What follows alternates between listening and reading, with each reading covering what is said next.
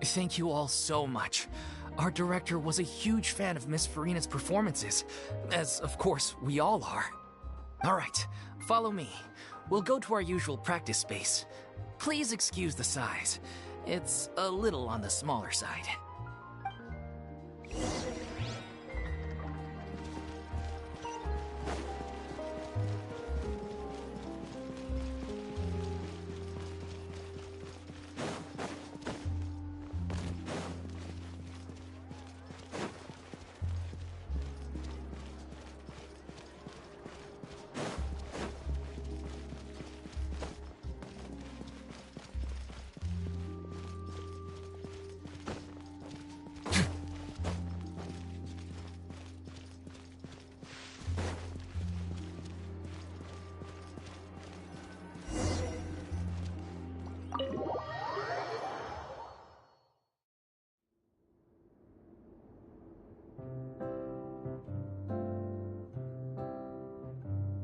Huh? Lady Farina? What's Lady Farina doing here? Hello all. Allow me to explain. As of today, Miss Farina will be supporting our production of The Little Oceanid in the role of artistic consultant. These two over here are the ones that made it possible. They kindly reached out to Miss Farina on our behalf. I'm sure they need no introduction. You bet! That was the trial of the century! You helped bring our director's murderer to justice. We can't thank you enough. Oh, please don't mention it. We're just here to join in on the fun. So, you were saying, The Little Oceanid? Yeah, that's the name of our final show. It's an unfinished script left behind by our director. One of our greatest regrets is that she never got to complete it. So, if we can bring it to the stage and make it a successful show, we can all take some solace in that. Wait, but if it's not finished, then... Yeah, we've been battling issues on every front trying to realize this dream. Anyway, let me give you a quick summary of what the story's all about. The protagonist of the story is a young Oceanid who transforms herself into human form, despite the protests of her family. She longed to live just like any other human, and sure enough, she found friendship and even love. Everything seemed perfect. But one day, her true identity was exposed, and her world came crashing down around her. So far, so good. A classic tale. What happened after that? That's one of the issues we've been trying to deal with. Unfortunately, this was as far as the director got with her script. We need a proper ending so we can bring this musical to the stage. But people have different opinions on which direction to take it in. We still haven't decided between a happy ending or a true-to-life tragedy. By true to life, you mean the director's sudden disappearance? Yeah, like they say, truth is stranger than fiction. But then there's the question of whether we really want to use the stage to pass our raw pain onto the audience. Exactly. A lot of the time, people come to watch a show just hoping for some light entertainment. We have to consider their emotional stake in this, not just our own. And one last thing. We're still waiting on confirmation from two of our main actors. The first is Paulo, who plays the protagonist's lover. He's locked himself away to focus on writing an ending for the script. But the deadline's passed, and we still haven't heard from him. The other is Villemont, who plays the main antagonist. He took the director's death pretty hard. Hasn't set foot in the city since. He did write to us, promising that he'll be there for the final performance, but we haven't seen or heard from him since. So we're not really sure what to make of that. Huh.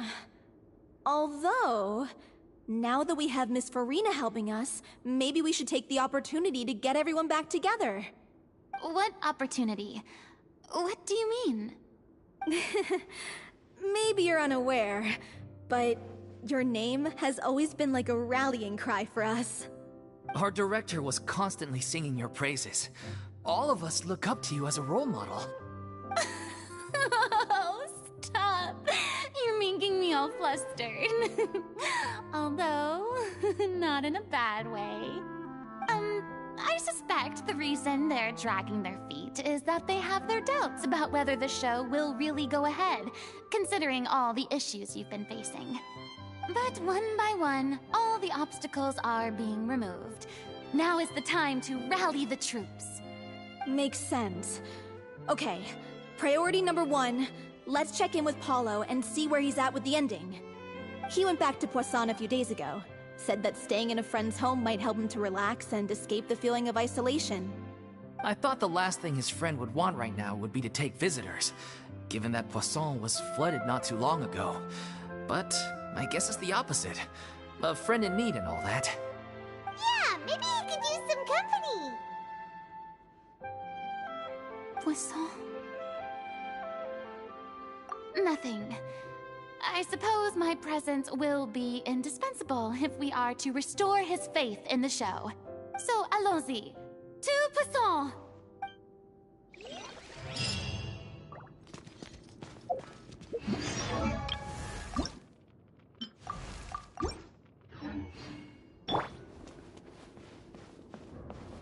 Pressure's on now. We gotta make sure we're fully prepared.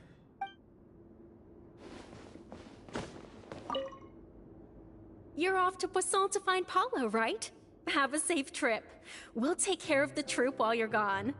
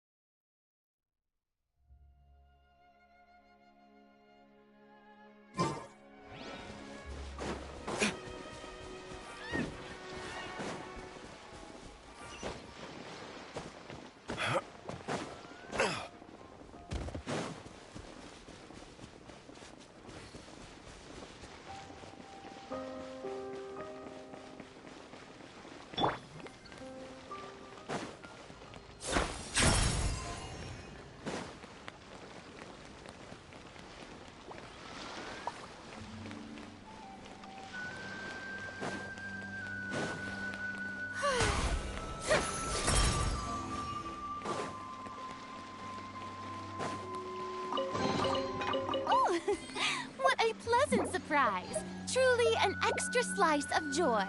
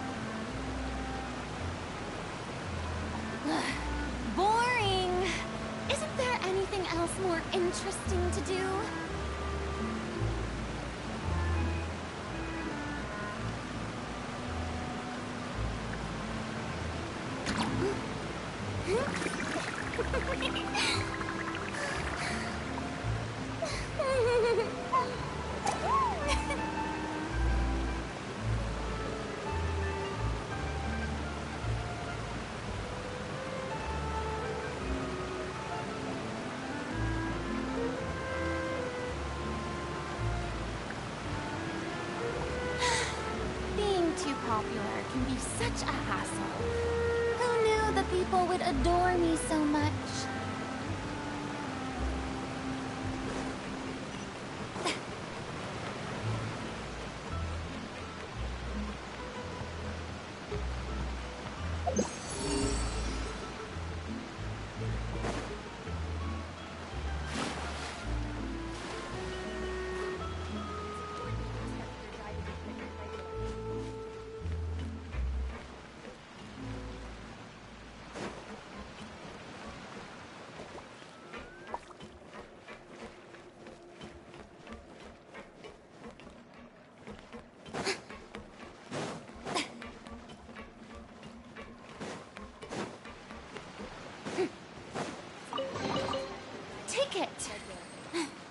Go on. You have my approval.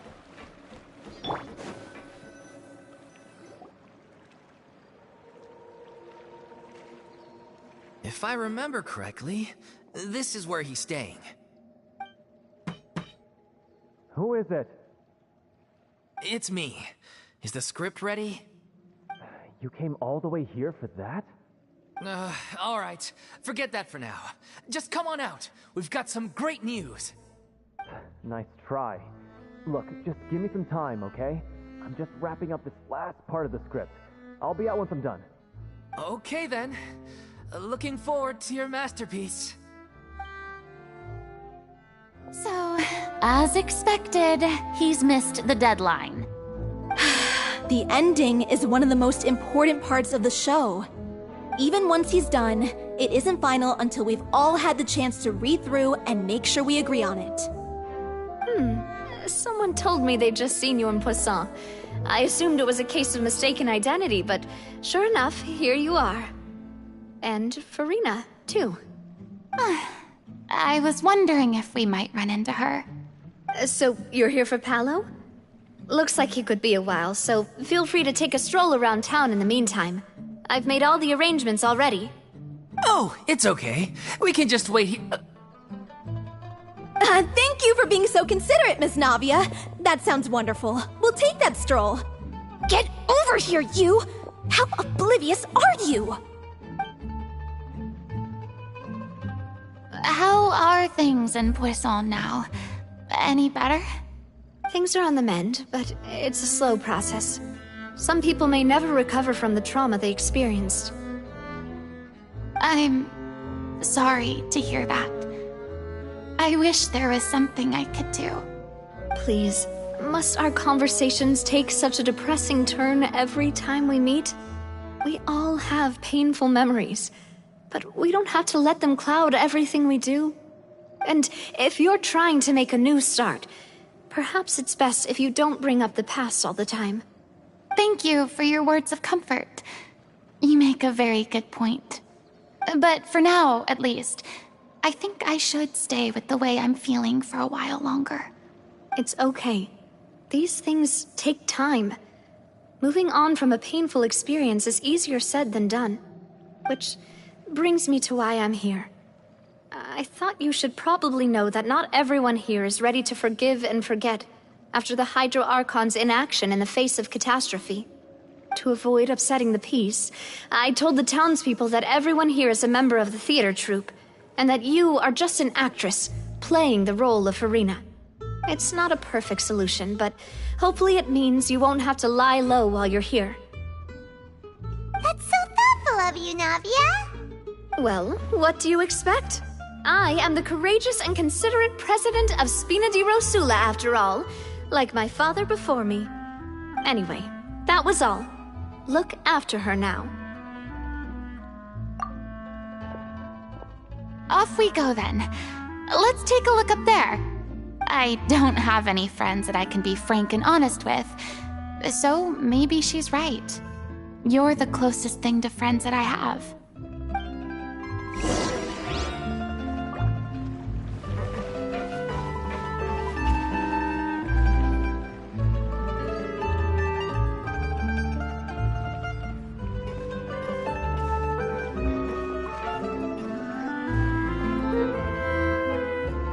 I'm so grateful that Miss Navia was so understanding. To be perfectly honest, I didn't know if I was ready to meet her. It's always easiest to just run away from your problems. But that never fixes anything. You can't get around the obstacles without facing them.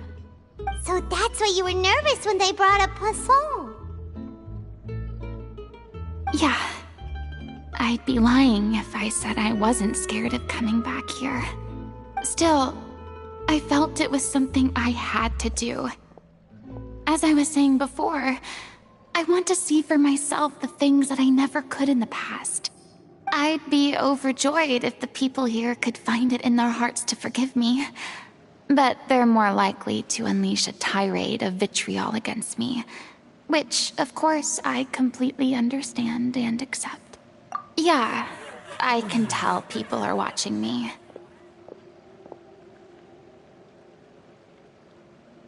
I'm sure some people here see the idea of someone coming to Poisson dressed as the Hydro Archon as extremely disrespectful. I used to be terrified of the gaze of other people, especially when they had suspicion or resentment in their eyes. I guess I wasn't quite ready for this after all. I'm not surprised you're making yourself go through all of this. I can't let myself see only the things I want to see. How would that make me any different from before? Look! There seems to be a crowd gathering over there. Probably time we made a move. How about we check out Spina di Rosula's ship? We should have a view of the whole of Poisson from there.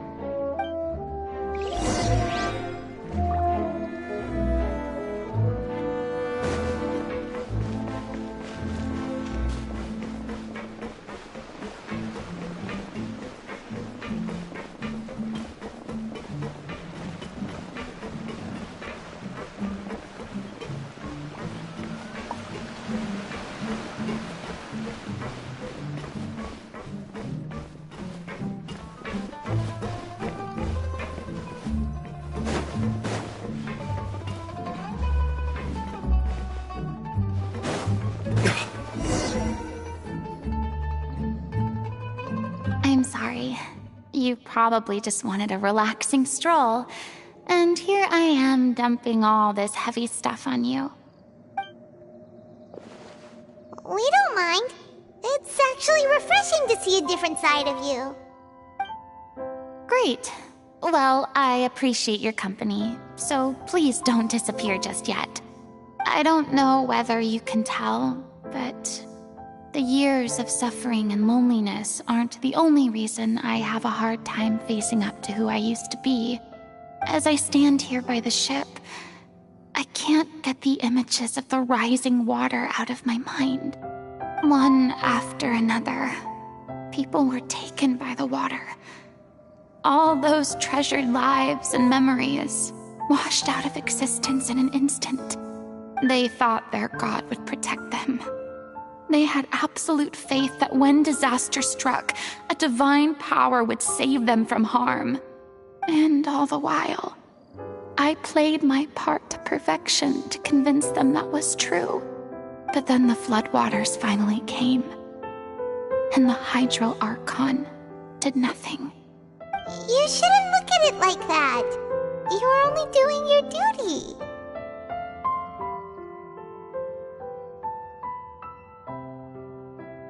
I've had to go through so many moments like that for the sake of protecting the truth. As time went on, it got harder and harder to bear, and I became more lonely and isolated. Eventually, I realized I had nothing left except the truth. I became terrified of completely failing in my task, and was haunted by the thought of being left all alone, weeping on my throne. Fortunately, we were able to avoid the worst-case scenario thanks to the help of heroic individuals such as yourselves. Everyone rose to their responsibilities, and I finally regained my freedom. But on some level, freedom also means no longer being needed. I have no further use to people. Paimon would have never imagined you'd see it that way.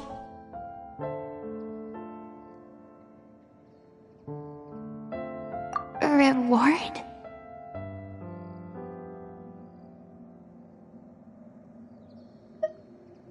I guess so.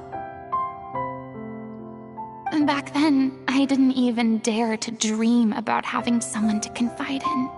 I was scared of someone recognizing me for who I truly was, and exposing a secret I swore to protect. Believe in the Farina you see on stage. She is the one you can trust. I had to keep all my feelings, all my curiosity about life to myself. No one could be allowed to know. That's what I really meant when I said I'm no good at maintaining relationships. So that's where you were coming from. Paimon totally thought you were just a bit of a diva at heart. Could you please get off my case? I don't know what's gotten into you today. I'm making an effort here. You could at least try to do the same.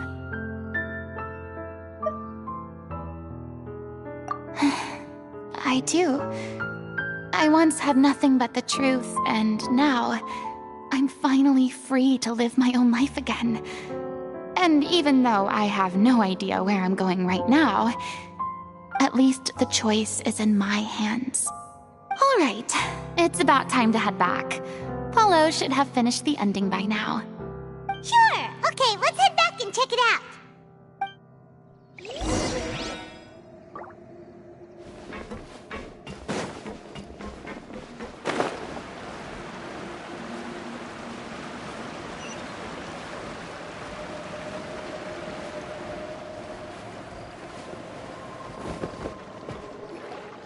Didn't you say you needed to watch what you eat? You're supposed to be cutting down on fried foods, not wolfing down copious quantities of fish and chips, you know? Come on. It's not every day we get to dine at Spina di Rosula's expense. Can you believe how generous she is? I'm not about to pass on free food. Anyway, my character doesn't need to be slim and good-looking. That's your job. Are you kidding me right now? It's not your character's health I'm worried about, it's yours. I've spent my whole life battling the effects of ill health, and it kills me to watch you willingly ruin yours by filling yourself up with junk all the time. Oh no, looks like they're arguing again. We're back! Could you maybe put your differences aside for a moment? Ah, you're back. We've been enjoying Spina di Rosula's VIP treatment in your stead. Paulo's nearly done. We shouldn't have to wait too much longer. Great! So you were discussing your characters, right? We heard she's playing the Oceanid who turns into a human girl. What about you? Me? I'm an Oceanid too. He was originally supposed to take the form of a crane, but he outgrew that role. Well, the costume at least. So now he's playing the boar instead. Sorry. The boar's not a bad character, actually. He's the one who raises the little Oceanid, yes? That's right. He has some pretty memorable lines too, like when he imparts some solemn words of wisdom to the little Oceanid. If you become human, you can reveal your secret to no one. You will face suffering and loneliness. Is this truly what you want? Wait, that sounds kind of familiar. It's the most important line in the whole script. I think it's a symbolic statement about our director's life and legacy. She kept quiet about all the trials and tribulations she faced in running our troupe, allowing us to devote ourselves fully to performing. It was only after she was gone that we realized how tough her job really was. You mentioned earlier that the troupe is like your home. Yeah. I was born with an incurable illness, and once my family found out it couldn't be treated, they decided they didn't want me anymore. I spent some years taking whatever work I could find and trying to manage my illness with various medicines. But whenever I had a bad flare-up, I'd be lying in an alleyway for days at a time. It was like that until the director found me one day. She told me I had a great voice and asked if I was interested in studying singing from her. I said yes. She took me under her wing, taught me to both sing and act, helped me find Mora for my meds, took care of me when my condition decided to flare up. I know it was all a huge burden on her. She sounds like a really incredible person. She really was. She gave everything she had to her troupe and the people in it. All of us were so proud to call her our director. I was a lost child too when she found me. As the child of a murderer, my parents weren't around when I was little, so I got sent to an orphanage. The other kids were always picking fights with me. They'd say things like, "Come on, you must be pretty tough if you're the son of a murderer." It was just to taunt me, though. I was an easy target, and they knew it. One day, I got beaten up so bad that I just couldn't take it anymore, so I ran away. I lost all faith in humanity by that point. Thought the whole world was out to get me. Let me guess. Fortunately, the next person you ran into was the director. Yeah. For the first time in my life, I was somewhere I felt safe. And I promised myself I'd stay here until the day the group parted ways. The day you hoped would never come. How times change. Oh, you're finally done? Get your butt over here. There's someone I need to introduce you to. This is our new artistic consultant, Miss Farina. Farina? The Farina? Oh my god, how did you manage to wrangle that? Please, the honor is all mine. I was profoundly moved to hear about your troupe and your wonderful director. I just wanted to do something to help. Same here. Even so, this is just... Oh, wow. I'm sorry. I'll try to calm down. Now, where was I? Ah, yes, the script, of course. Let me give you a rundown of how the story unfolds in my version of the script. I'm sure you're already familiar with the beginning of the story. A little Oceanid decides she wants to become a human, against the wishes of her family. She finds love and friendship in the bustling city. But then, disaster strikes. The people start to notice that all the fresh water in the surrounding area is slowly disappearing. The soil is becoming arid, plants and flowers are withering, and the people begin to panic. The little Oceanid, Cleo, and her lover decide to do something about it and investigate the truth of the matter together. In the end, they discover that all the waste and pollution created by humans over the years has caused the fresh water to flee the land, as if driven by a consciousness of its own. Consciousness? You mean the water is sentient? Water as a conscious entity. There's actually quite a few stories that explore this theme. Since the little Oceanid is a water spirit, she immediately understands how the water is feeling. She then tells her lover about her true identity, as well as the truth behind the crisis. Her lover accepts her for who she is, and works with her to find a way to bring the water back. However, unbeknownst to them, there were some people eavesdropping when she revealed her secret. The little Oceanid is accused of being directly responsible for driving the water away, and faces the greatest dilemma of her life. And then? In the end, she makes the brave decision to sacrifice herself to save her lover, and the rest of humanity. Huh? But didn't they all treat Cleo like a villain? Why would she want to save them after that? Well, she mainly wanted to save her lover, plus everyone who'd stood up for her. Through her love for her human partner, she was able to find an even greater love, one that extended to all of humanity. Surely the biggest strength of Cleo's character. There's actually something else that bothers me. You know the protagonist is supposed to represent the director, right? And she never had the chance to become a hero in our world. If we're serious about dedicating this show to her memory, we should make the ending as true to life as possible.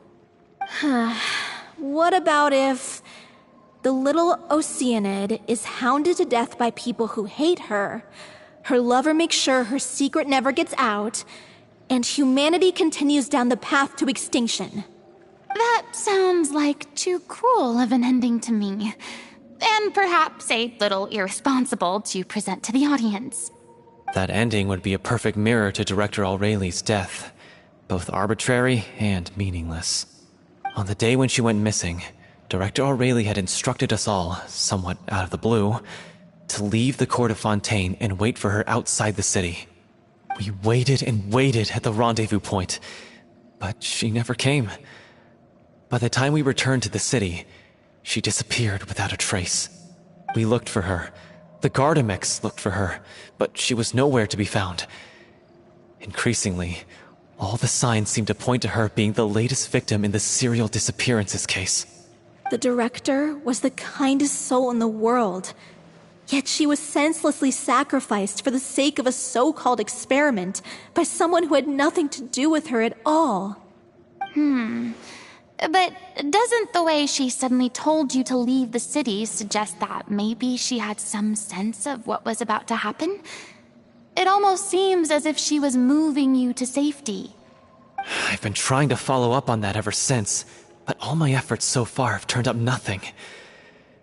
Villemont might know something, but he won't open up to me. Villemont? The one who's playing the role of the villain? Yeah. He's been overwhelmed by grief. I think the director's death hit him hardest of all. Grief? Guilt, more like. Also, I have a hard time imagining that anyone took it harder than me.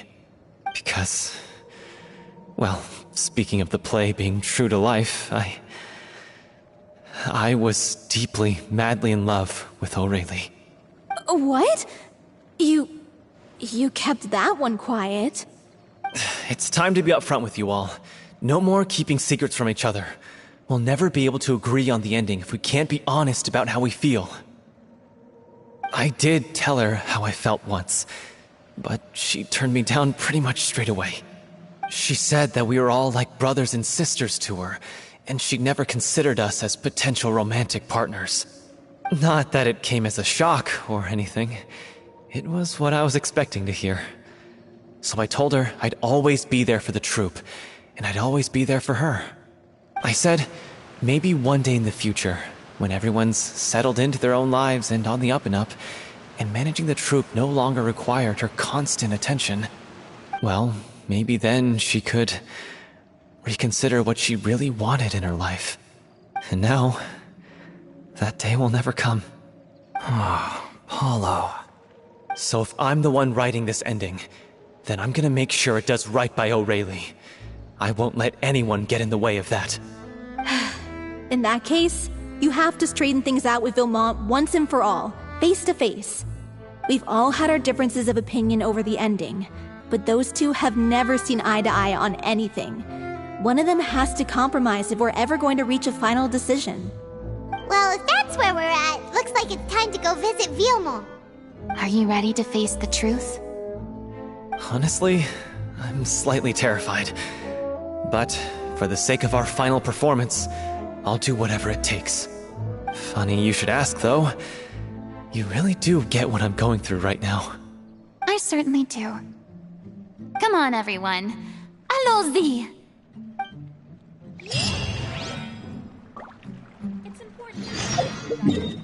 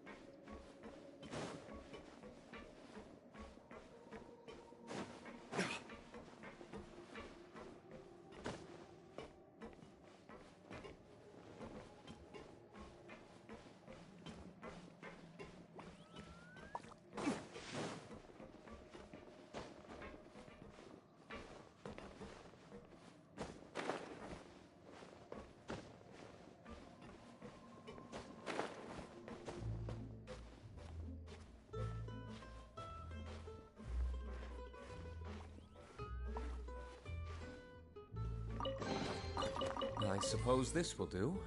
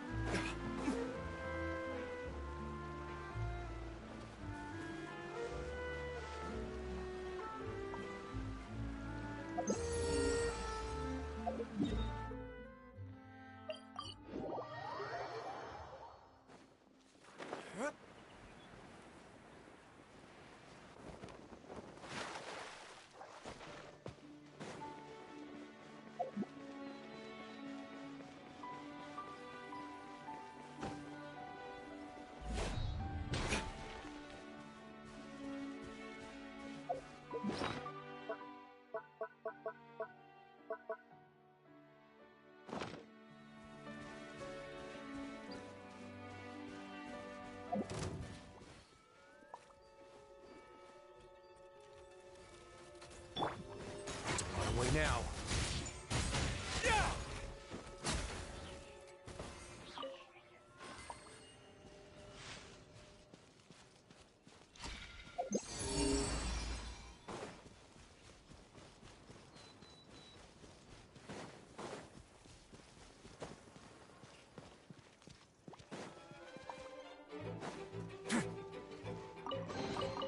All unclaimed articles should be turned in. So, neither of us saw anything here, right?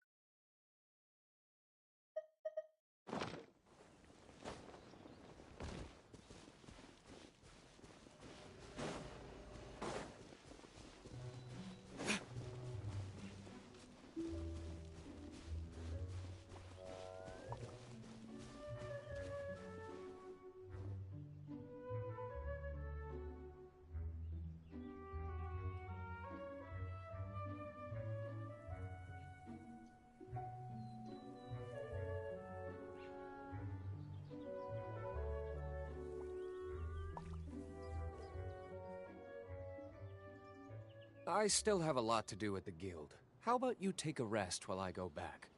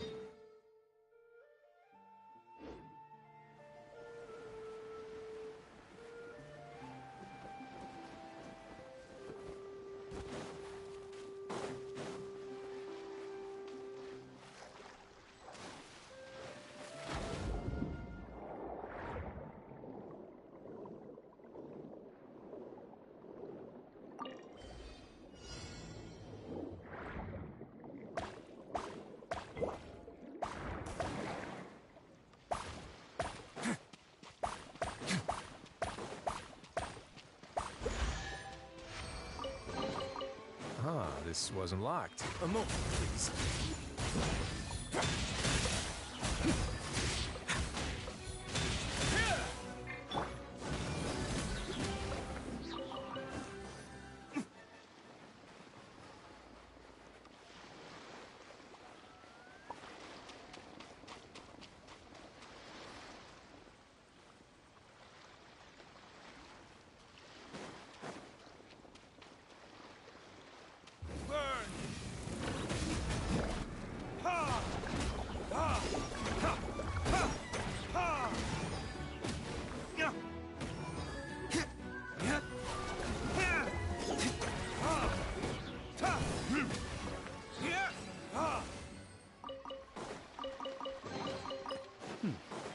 Better than nothing.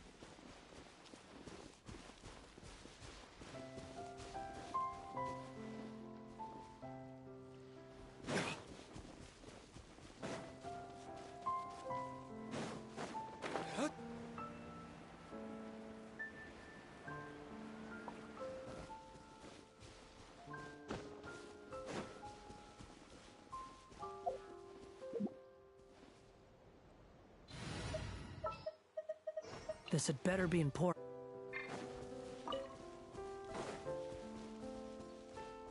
Squall Fury!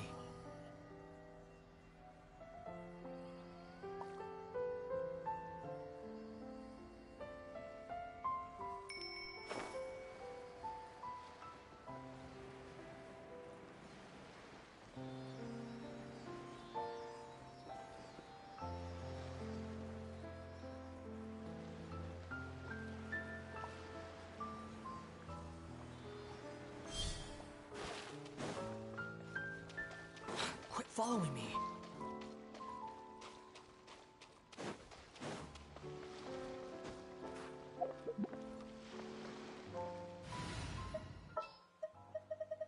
What's our objective?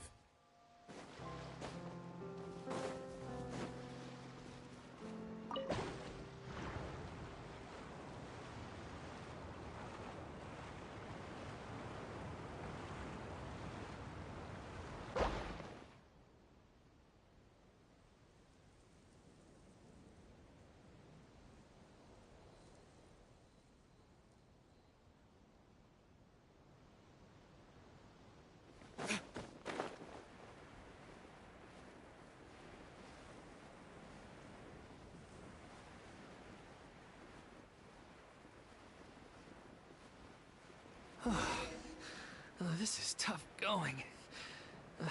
Delphi, are you sure you can manage in your condition? I could ask you the same question. Try to keep up.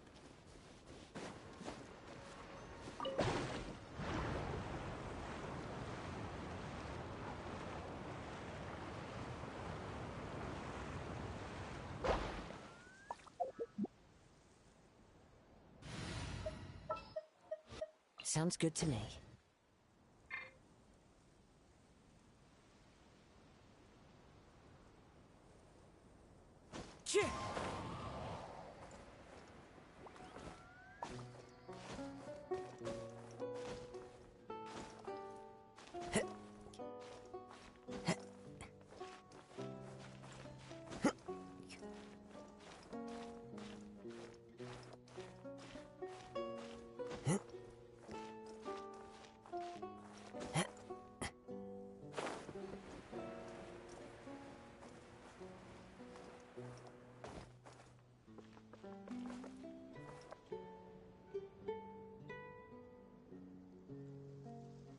One with nature.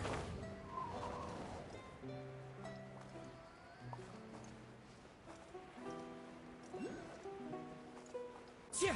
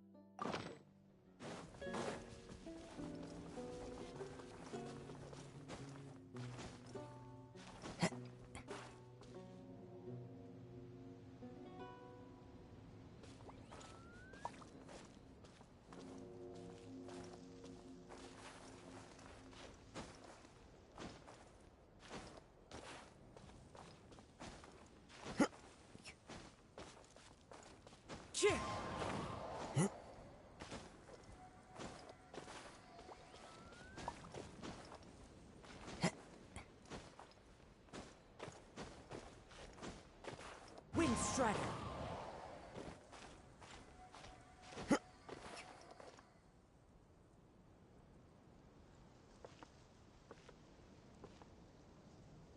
The wind knows me.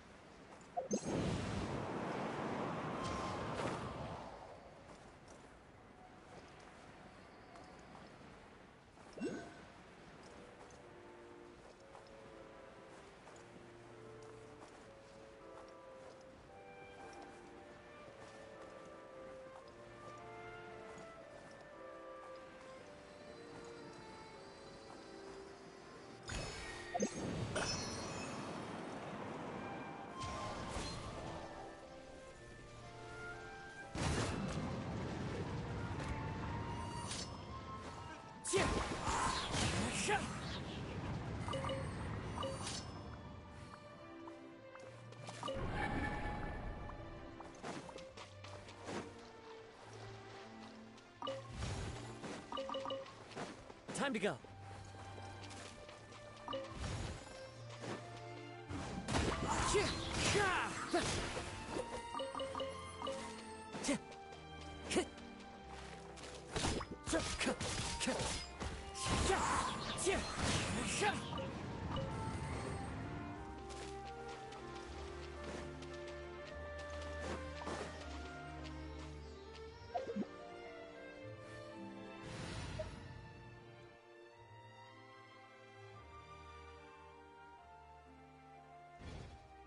Time to go.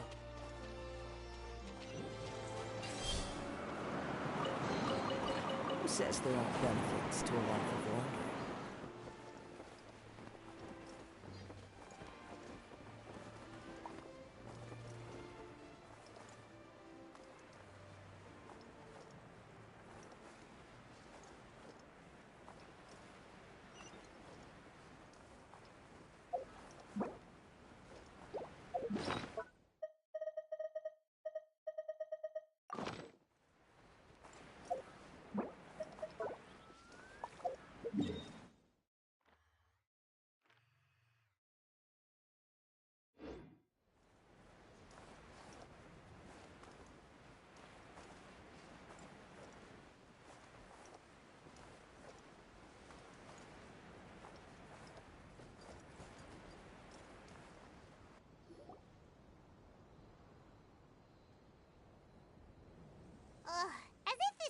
wasn't tough enough already without a roadblock.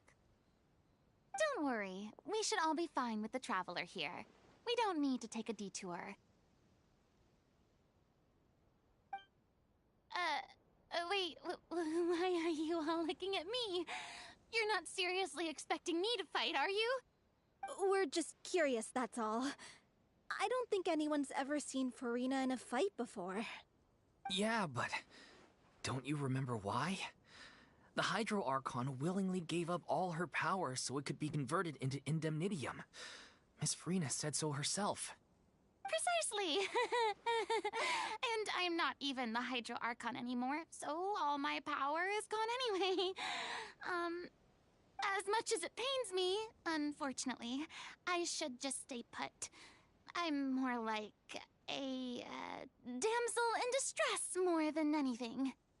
That sounded so smug. Ugh, secondhand embarrassment is unbearable. C'est la vie, indeed. Alas, I am forced to watch on helplessly as a more brave and seasoned adventurer than I swoops in to save the day. Aw, too bad. I was so pumped to feast my eyes on fight mode Farina. Sorry to leave all the heavy lifting to you. Don't worry, piece of cake.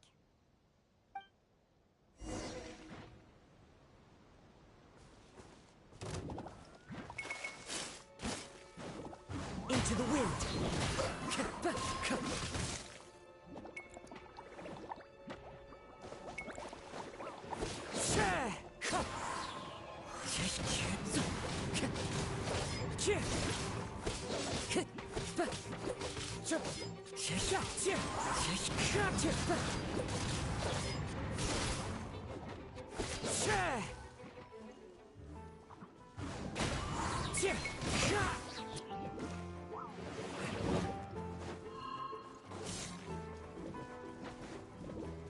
The wind knows me.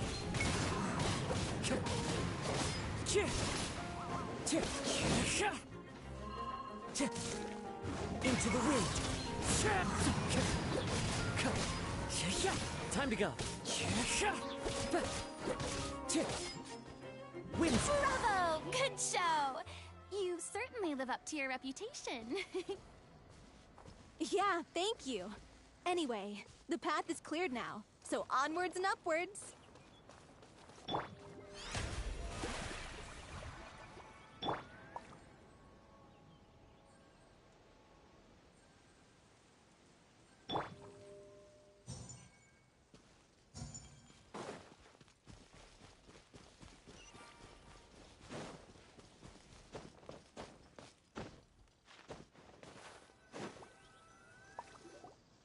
Vilma, are you there? Huh? Oh, it's you guys. Wait, what's Lady Farina doing here? I can explain. We've been rounding up the whole troop. We now have everyone except you. So, you think knowing the truth about the director's disappearance will help you write an ending to the script that pleases everyone? I care just as much as everyone else about making the Little Oceanid a success. That's why I wanted to wait until after the show. If I open this can of worms now, I just don't want to make things difficult between us. We're supposed to be a unit when we're on stage. Viamont, avoiding the truth will not help anyone. Unless you mean to suggest that Aurelie's death had something to do with you. I don't want to talk about it. Listen, Viamont. I used to think that my love for Aurelie was a point of shame. I never brought it up to anyone. But now, I've made up my mind to put it all on the table. I'm prepared to face everything, to sacrifice everything for the sake of the show. The Little Oceanid cannot be complete unless we do justice to Aurelie on an emotional level. This is why people think of you as not being the smart one. As you all know already, the troupe was kept afloat not from ticket sales, but donations from the audience. Of course, that was nowhere near enough. We took on side jobs when we weren't performing, but even then, the troupe's financial situation was pretty dire. So, anyway, one day after a show, a merchant came to me and offered us a huge sponsorship.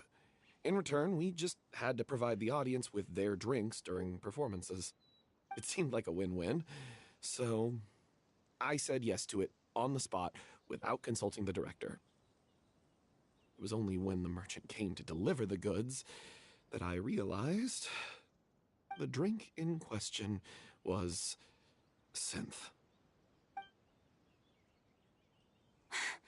Isn't that the drink peddled by the culprit behind the serial disappearances case?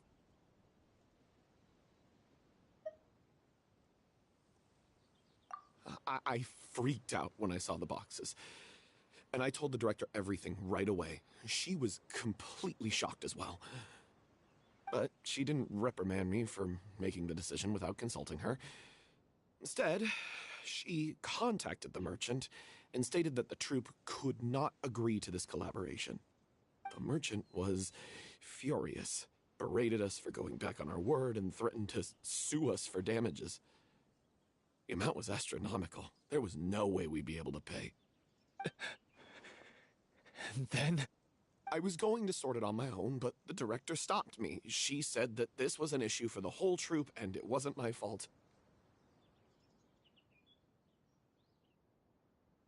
But things only got worse from there. The synth merchant just wouldn't let up, and then suddenly the director told us all to leave the city one day. I knew then that things must have reached a boiling point. I admit this whole thing was my mistake. I didn't dare to tell any of you the truth back then, and after the director disappeared, I was even more afraid to say anything.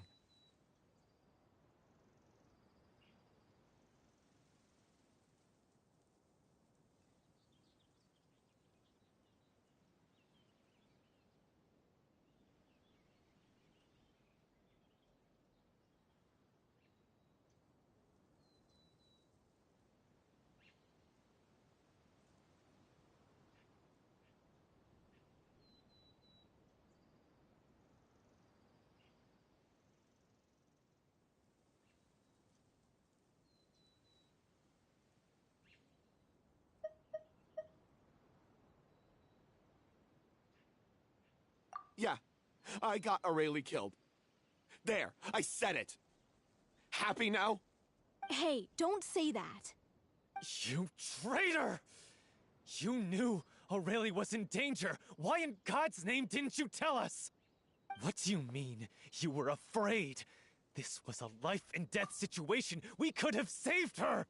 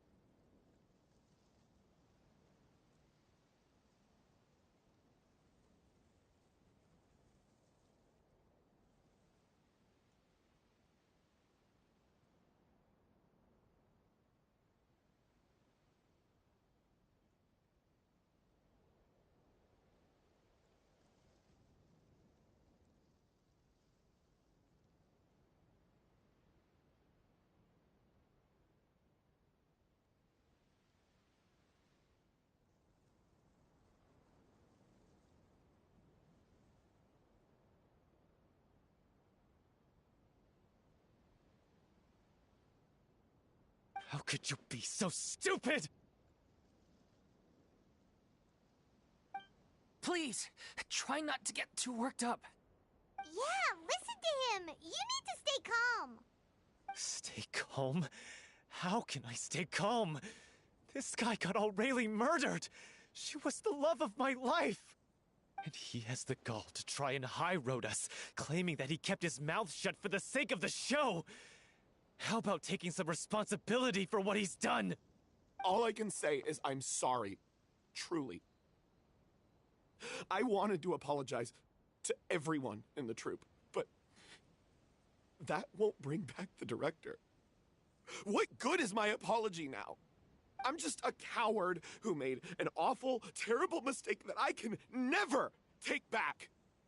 Beat me up if you want. Kill me if you prefer. It's what I deserve. End my life. So I can meet the director and apologize to her in person. Get out of my sight. Go, get lost. I don't ever want to see your face again. That's enough! You've screamed and shouted at each other for long enough. Now pipe down, both of you! Can you stop conflating the show on stage with your real-life relationships in the troupe? You keep saying that you want to use this final performance to pay tribute to your director and celebrate her life. How can you do that if you're just using it as an excuse to vent your own emotions? You're right. I'm sorry. On stage, the lead role is the focal point of the audience's attention. And you're all used to seeing the director as the heart of the troupe. But in her own life, her greatest desire wasn't to be the center of attention. I can tell how much she loved you all, and how much she loved the troupe. What she wanted was to build a warm home for all of her brothers and sisters. To shield you all from the storms that rage in the world outside. That's how you should remember her. And that's what you should be celebrating. I understand why you're trying to make her the hero of the story, but isn't she your hero already? After everything she did for you? Yeah. So think hard about what that means. And then think again about what you hope to achieve by arguing with each other. If you really hate each other and can't reconcile your differences, then you could just call it quits now. Why bother with the final performance if the group is already fractured? But you can't bring yourself to do that, can you? You care too much about Director Aurelie and the home she built you all to let go. What are you laughing at? I don't see what's so funny. Sorry, I didn't mean it that way. It's just that, for a moment there, it felt like our director was back with us again. If she'd seen Paulo and Vilmont at each other's throats like that, she would have scolded them exactly like you did, in that same stern voice. Really? But she sounded like such a gentle person. Of course she was. Even her harshest lectures came from a place of kindness, and it showed. She really was a truly outstanding person. What you said, it really puts everything into perspective. I'm truly sorry. I really meant for this to be a genuine apology, but I ended up making it all about me and my self-pity. It's all right. Let's save all this for after the performance. So, the ending. What are we gonna do about it? Clearly, everyone needs to take a step back for now and reflect on what really matters. When emotions are running high, things get lost in the fray. The end of the story needs to focus back on Aurelie herself. She's the true star of the show.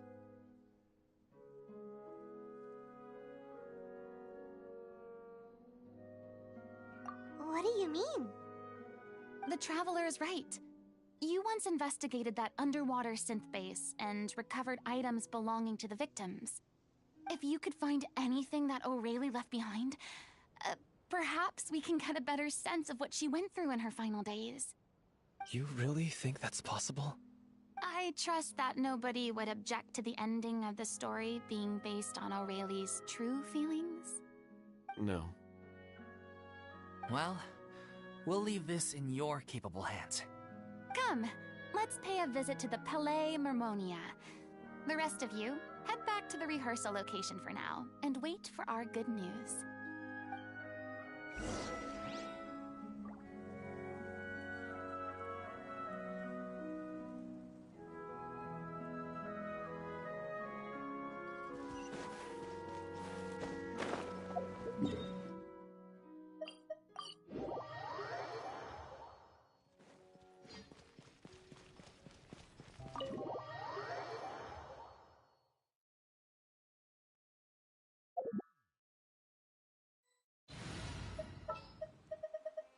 Let's go.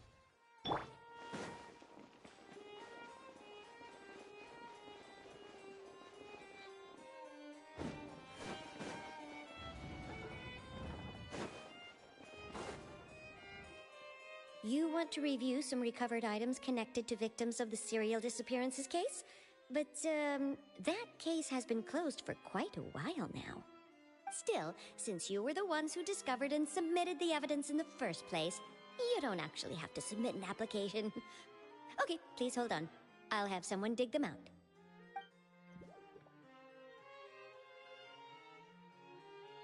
So, this is all O'Reilly left behind. Just whatever she was carrying on her person, and this tattered old notebook. Hey! It's full of script lines! And sketches too! Looks like they show where the different props should be placed on stage. Let me take a look. Maybe there's something in here from after she was kidnapped. Aha! I found something. To whoever discovers this diary. Let's see. Looks like she kept a detailed record of her captor's actions. She even mentions the truth behind the experiments on dissolving young women. If we'd had the chance to examine this notebook carefully back then, it would have been a conclusive piece of evidence proving Vacher's guilt. Vacher took so many lives. It's still so unthinkable how many victims he had. I guess O'Reilly must have written all of this down in the hope that her records would one day be of use to investigators. Wait, it cuts off. Her handwriting here gets patchier and more illegible by the line. She probably didn't have much strength left. Her final words are... I'll let you read them for yourselves.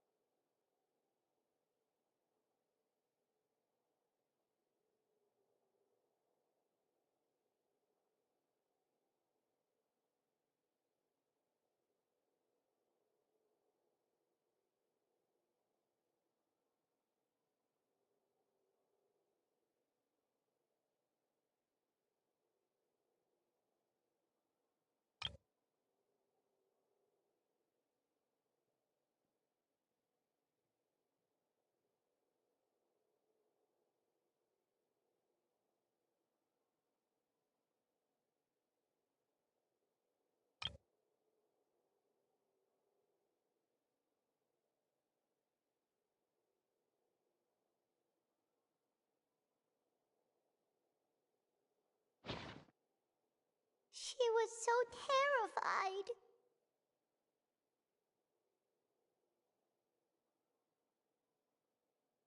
She may have been a mighty hero in the eyes of her troop, but at the end of the day, she was only human.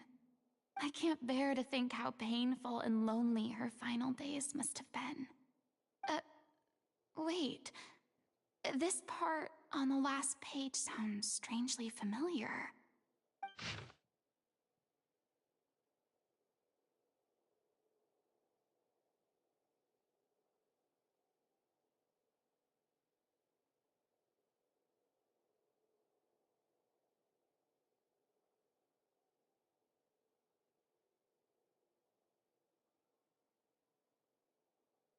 If you become human, you can reveal your secret to no one.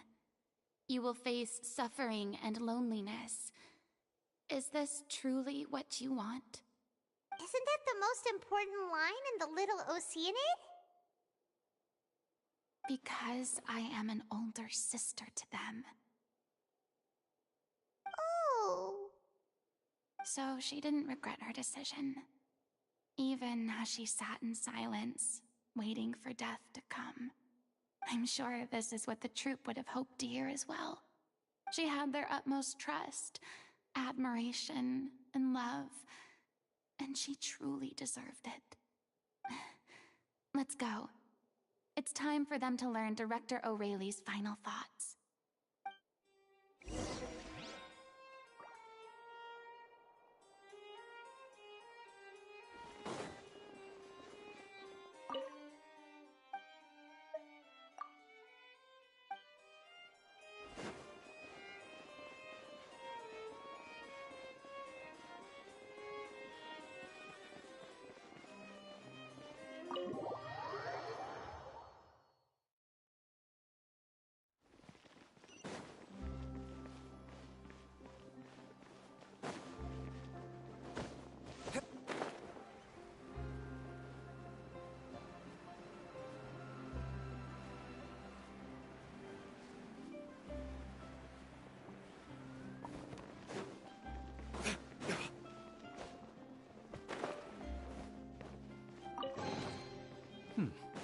Better than nothing.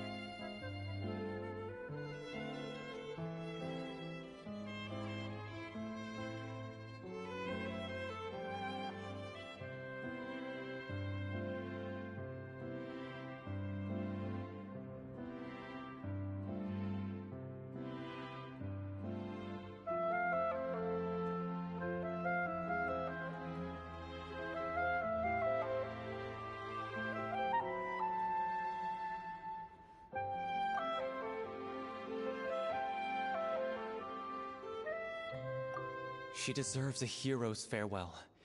If that's the only way to convey to the audience the courage and selflessness that she showed in the face of death, then it's a meaningful way to end the story. Even in the last moments of her life, she was still leaving a trail for others to follow. She did her best to protect as many people as possible, even if it meant sacrificing herself. We know what choice our little Oceanid would have made now. I don't think any more discussion is necessary. Well, Vilmont, if we put the past aside for now, do you think you can bring yourself to go ahead with the show? I will channel all my regret and put it into my performance, to make this a show worthy of our director. I won't ask for your forgiveness, and you don't need to worry about my feelings. Then it seems like we've reached a consensus. I have a feeling that this will turn out to be the most mesmerizing performance of your lives. Really? How can you be so sure when you've never even seen them perform before? Don't underestimate my experience. After watching a countless number of musicals, I've learned one important thing. If you want to move the audience with your music, you must fully commit and immerse yourself in your role, pouring all your emotion into your performance. And aren't human emotions, love, hate, regret, and hope, Just the most mesmerizing things in this world. I don't believe anybody could be more committed to bringing this story to life on the stage than they are now. Thank you for the vote of confidence, Miss Farina. And thank you for supporting us through all this. Then, let's not delay things any longer. We need to discuss the details of the ending and get it nailed down once and for all. Actually, before that, I'd like to make a proposal. During the curtain call, please allow me to use the director's name instead of my own. Huh? But then... After all, this role was originally meant to be played by the director. I'm just filling in for her. Besides, a role commemorating her life should be associated with her name. Well, if you're sure you're okay with that, I have no objection to it. Now we're talking like a serious acting troupe. All right, I'll leave you to fine-tune your musical while I go and procure a stage. Procure a stage? Oh, it's okay. Our usual place doesn't need a reservation. That place? Oh, don't be silly. For an extraordinary show, we need an extraordinary stage. By which I, of course, mean the Opera Epiclese. Whoa, wait, what? No. That's never going to work. It's far too fancy for the likes of us. What are you afraid of? Surely you don't think that Aurelie's story is unworthy of the grandest stage in Fontaine. No, that's not what I meant. It is supposed to be your grand finale, right? I have no problem with it then. How about the rest of you?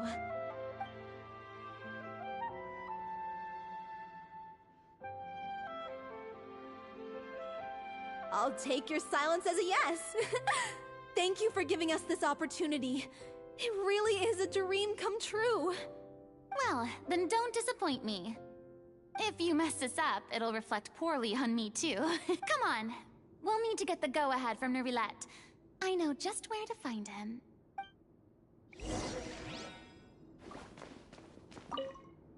First Miss Farina, now the Opera Epiclese? If only the director was still with us. Hey, come on. There's no point in dwelling on that now. We have a lot of work to do. Yeah, you're right. Now's not the time to get all melancholy. During the final scene, maybe we should stop the music just before Cleo takes the stage?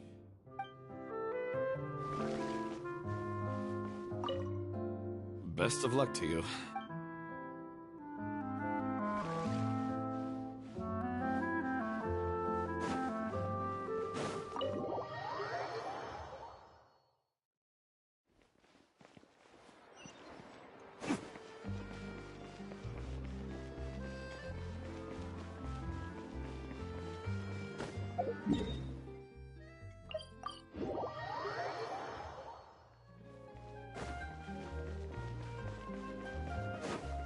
Hey, look at that! Looks like I guessed right. You were just guessing?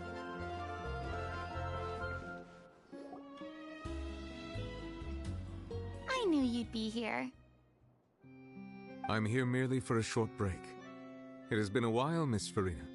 And you too, Traveler in Paimon. What might I assist you with today? I would like to book the Opera Epiclese for an event. You see... I understand. The process for booking the Opera Epiclese is complex and can be somewhat cumbersome. But given that the request is coming from the three of you, I see no reason to make things unduly difficult. The story of the Little Oceanid is most fascinating. I'm looking forward to seeing it performed on stage. I will say, however, that I am surprised to see your passion for the performing arts rekindled after all that has happened. Huh? What do you mean? Do I look excited? Yes. And this is the first time that I've seen you like this since your departure from deityhood. At first, I just felt bad about rejecting them. So I wanted to learn a little bit more about their situation. But one thing led to another, and... well, here we are. In the past, We sat in our high chairs in the court, giving our opinions on isolated cases, all while knowing very little about the human stories behind each and every one. Maybe it's because I finally become an ordinary person and gained my freedom, but I've developed a great sense of curiosity about their lives. I am truly delighted to see you find a new lease on life. Now that you've regained some confidence, have you had any thoughts regarding a return to the stage? Why would you suddenly ask a question like that? Well, if the Little Oceanid turns out to be a great success, it will no doubt become a classic. Many theater companies are certain to add it to their repertoire. The experiences and decisions of the protagonist Cleo are all modeled after your own. Naturally, this makes you eminently suited to playing the leading role. It would truly be a shame if you did not take this opportunity to allow audiences to enjoy your outstanding acting talents once more. Haven't I already made myself clear? I won't act or perform in any role ever again. No exceptions. Nor do I think it is any great shame. There is no lack of fine actors or inspirational stories, either on or off the stage. This experience is a case in point. I feel like I've learned a lot, and it has already been well worth the price of admission. I must admit, though, I'm a little envious. They're quite fortunate to be able to bid farewell to their past in such a magnificent manner. I see. Well, I'm glad to learn that you have found a role to play that you enjoy, be it on the stage or not. I sincerely hope the show will serve as the grandest of finales. I will have my staff book the date and mail the relevant paperwork to the troupe once the details are confirmed. Thanks, Nervalet. You are very welcome. Many people were once enthralled by Lady Farina's performances, myself included. I hope that one day she'll be able to understand that our appreciation was always sincere.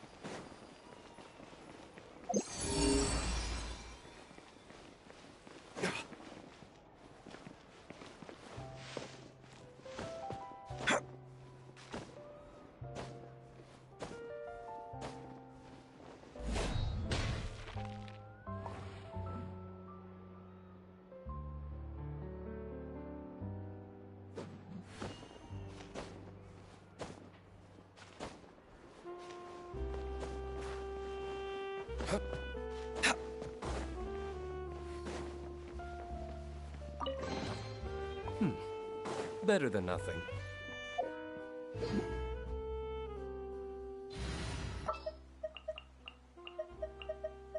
A walk would be nice.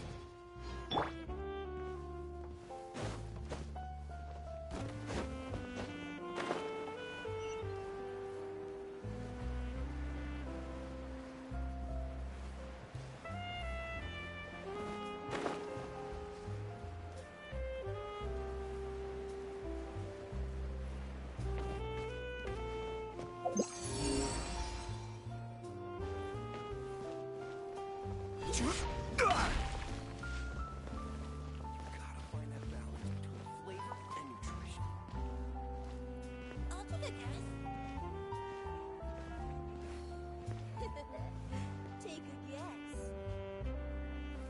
There's no point worrying about the future. Hey, Sarah. Crumble!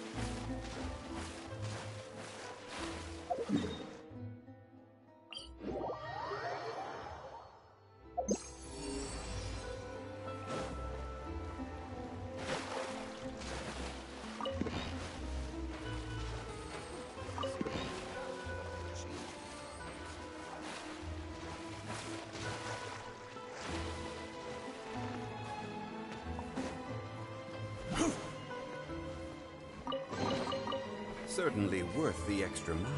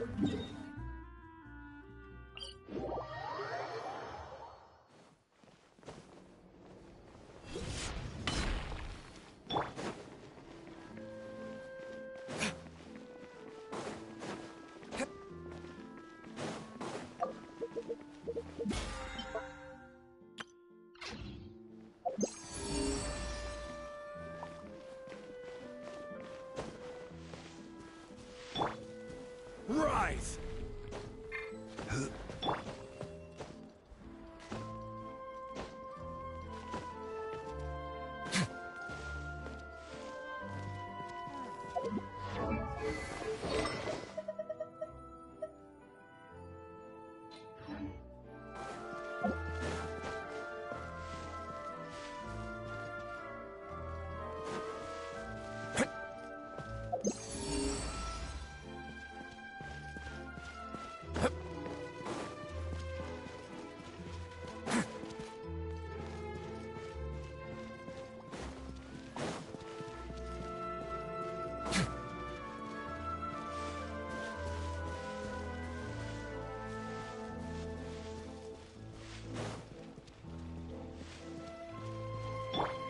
Crumble!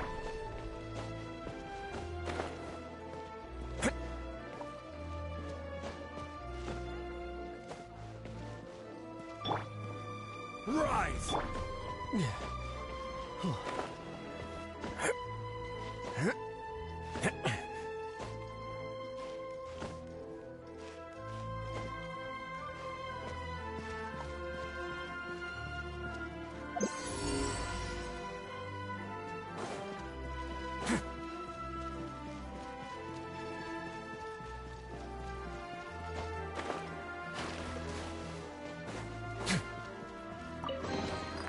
All unclaimed articles should be turned in.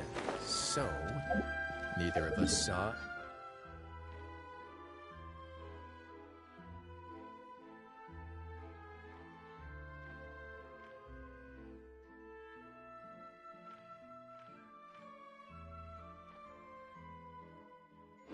anything here, right?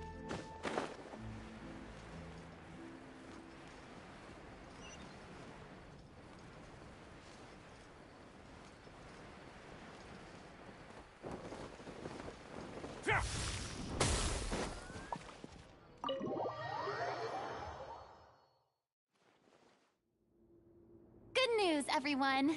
It's done. The Opera Epiclese is booked. Thanks to my eloquent and impassioned speech, Monsieur Neuvillette was moved to provide us with a fitting stage for this special performance. We've had to fight every step of the way for this opportunity, but we now have all of the ingredients necessary to stage a truly spectacular performance.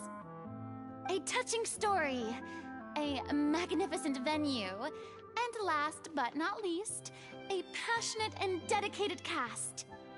Now, let's work together and make this show the best it can be. This is truly wonderful. The sooner we can finalize the ending, the more time we'll have to rehearse. Fiumali and I just went over some parts of the script and tweaked a few things. I think it's really going to resonate with the audience now. Wow! you two had a constructive conversation? That's great! Oh, communication is vital to any good performance. Look at us. We've come so far. I never could have pictured this scene a few days ago. It's amazing! Even though Farina's still being a bit of a drama queen about it all, she's really fired everyone up! Please feel free to give us any comments or suggestions you have. We really value your input. Hey, Loic, get over here. Time to practice the opening number.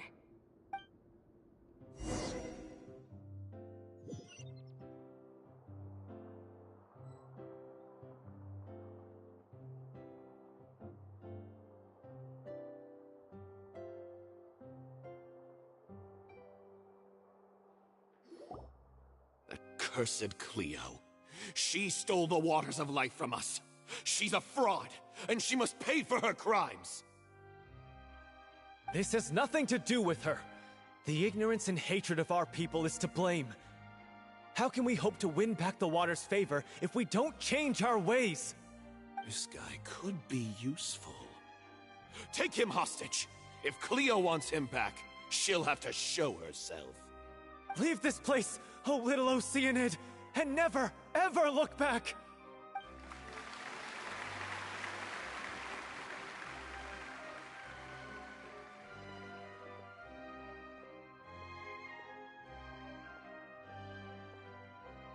Everyone's really throwing themselves into their roles. I haven't seen such a fine performance in a long time. If only... What should we do? It's almost time for her to take the stage! Why does it have to be now? Hey, what's going on? You're due on stage any second now. Oh no, not again. But why? What about your new meds? Did they stop working? They've been getting less and less effective over time. I've had to keep increasing my dose. What? I thought they cure it. So they were only managing your symptoms? I figured whatever it took to get me through this final performance. How could you do this to yourself? And after that lecture you gave me about not looking after my health. I'm sorry. I've let everyone down.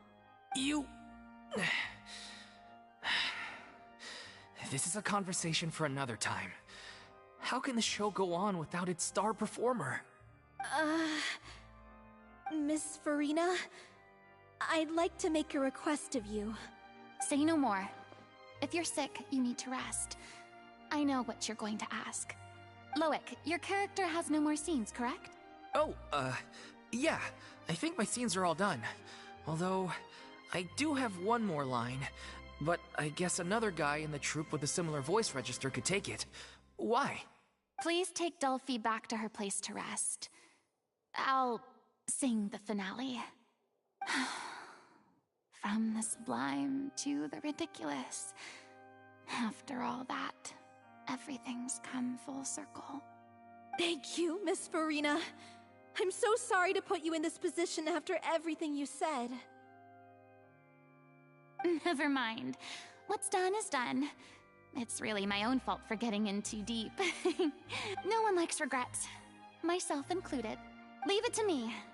I've watched you rehearse so many times that I've learned Cleo's part by heart. I do not doubt your acting skills, but please allow me to ask just one more question.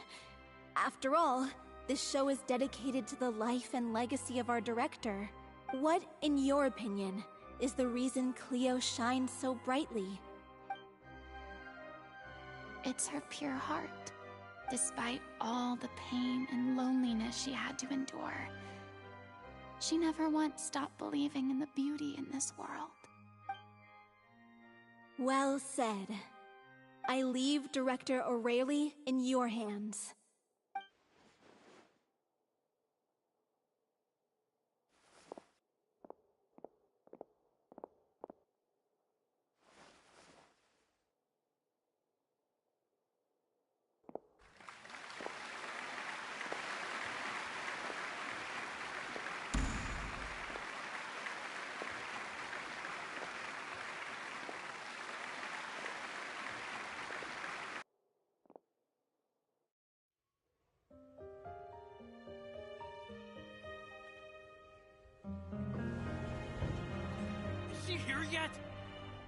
Will she get here? She's not coming! You're wrong. She's here.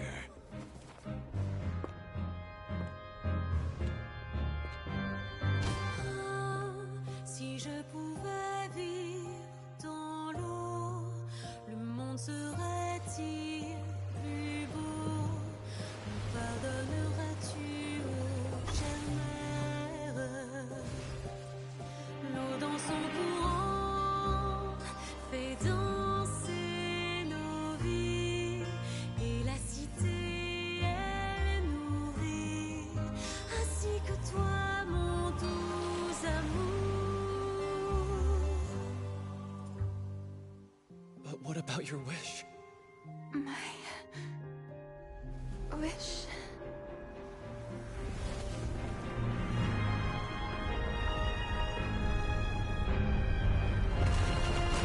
If you become human, you can reveal your secret to no one. You will face suffering and loneliness. Is this truly what you want? Le grand amour ne suffit pas, seul un adieu fleurira.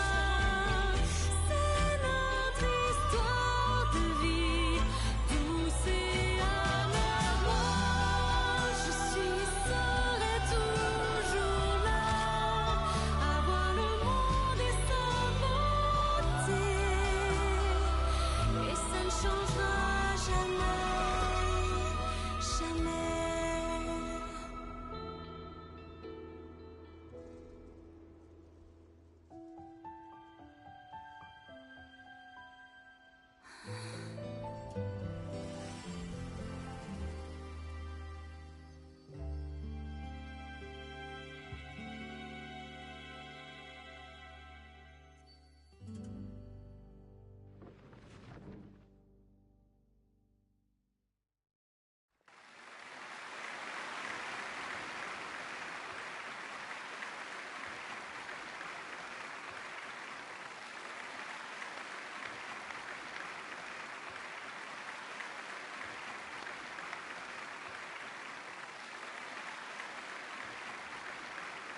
Is it just me?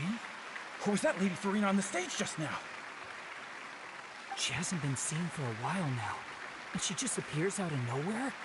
Gotta say, though, her acting skills are as superb as ever. The little Oceanid, Cleo, played by Aurélie Fumont.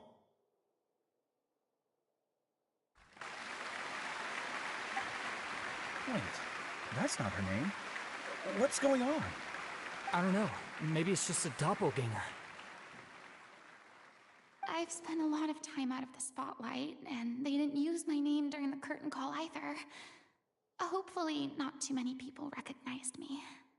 It's too bad that I had to break the one clear rule I'd managed to make for myself, even if I had no choice. Still, I have to admit that, despite everything, it felt good to be back on the stage again. Finally, we would like to give a special thanks to our artistic consultant and event coordinator, Miss Farina. Hey, that's not what we agreed on!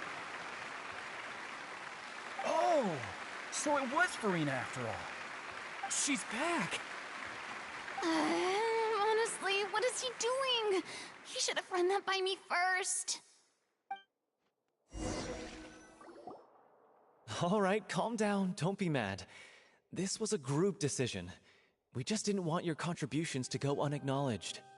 After all, it's been the rule in Fontaine since ancient times that everyone's work, visible or invisible, is equally deserving of recognition. Yes, I know the rule, but it should still be applied on a case-by-case basis. I wasn't ready for this yet. It's no big deal. What's the worst that could happen? Oh, yeah?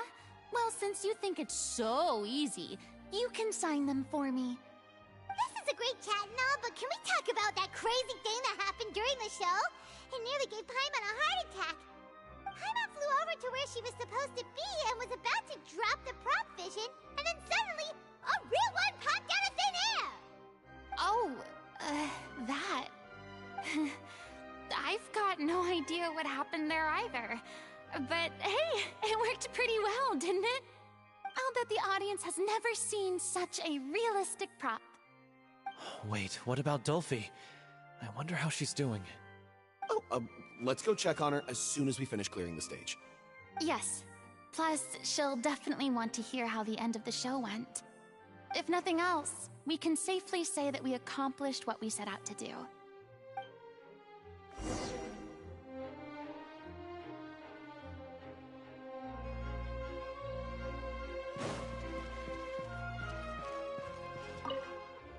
Did anyone see where Miss Farina went? Oh, I want to get her autograph, but I can't find her anywhere.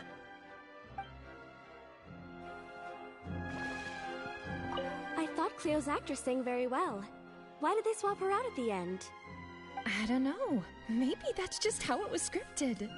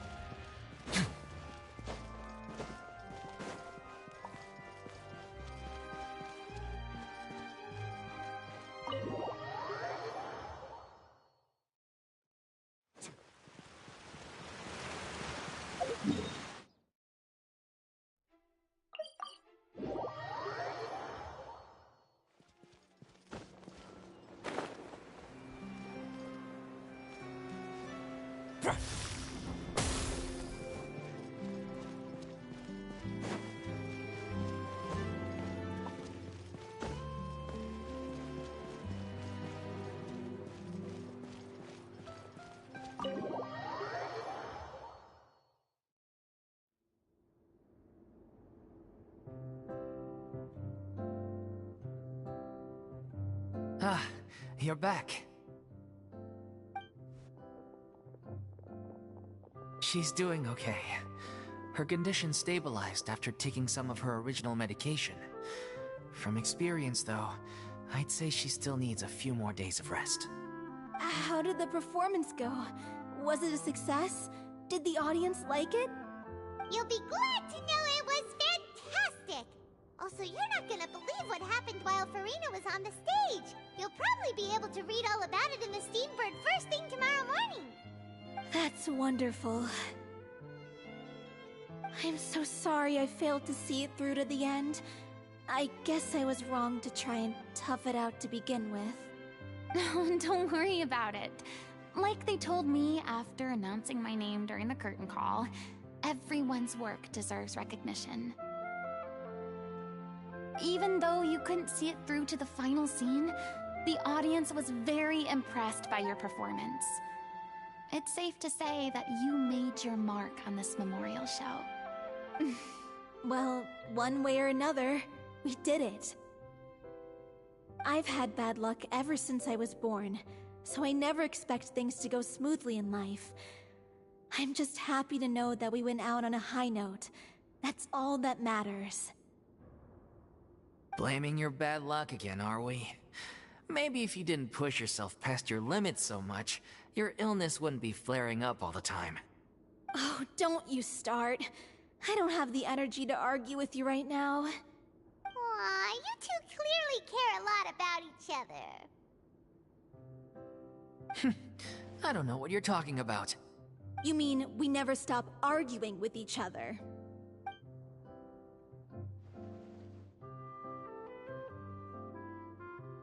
So, any plans for the next step?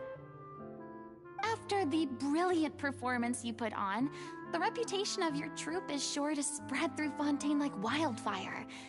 You won't have to disband if you don't want to.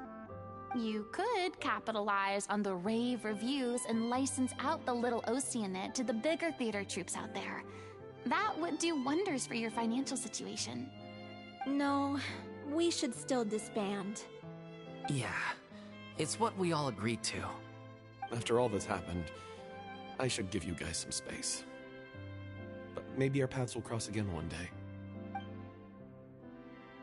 Hey, don't just walk off! I still want to keep performing, so I might join another troupe. After watching Miss Farina's performance, I think I'm starting to understand our director's infatuation with musicals. You should do it. It suits you.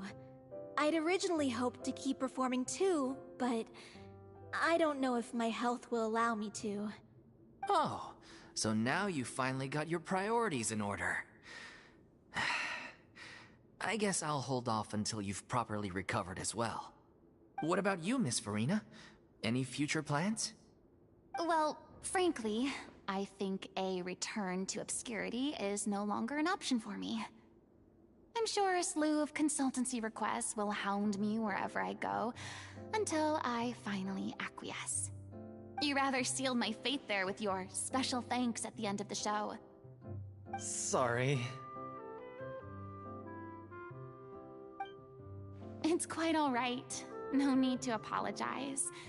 What I meant to say is that this whole experience has shown me that perhaps I'm not as averse to a return to the stage as I previously imagined. Maybe Neuvillette was right. Maybe Cleo is the right role for me. I still don't wish to pretend to be someone else, but I do have a desire to express myself.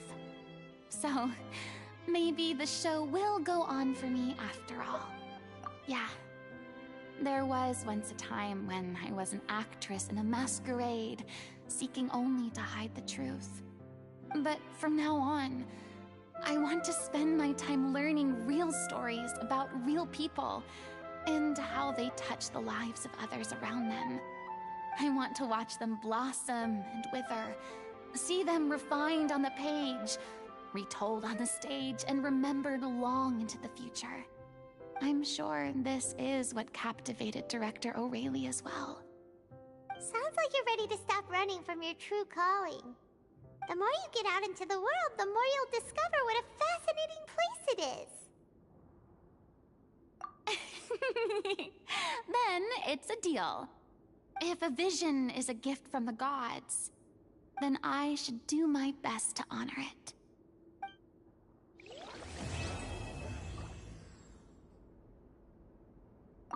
I'm just finishing packing up.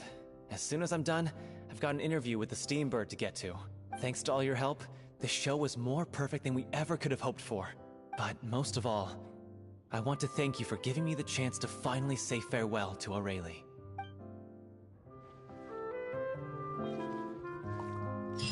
I mean, of course I have some regrets, but...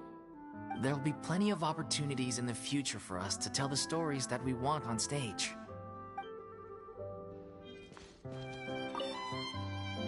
Now that the buzz is worn off, I feel ready to pass out.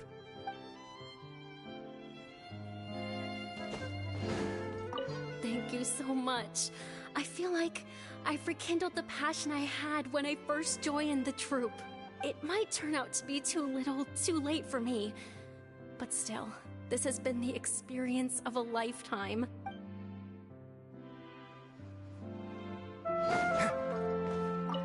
It's ironic to think that in my whole time as a god, I could only ever dream of receiving this kind of power.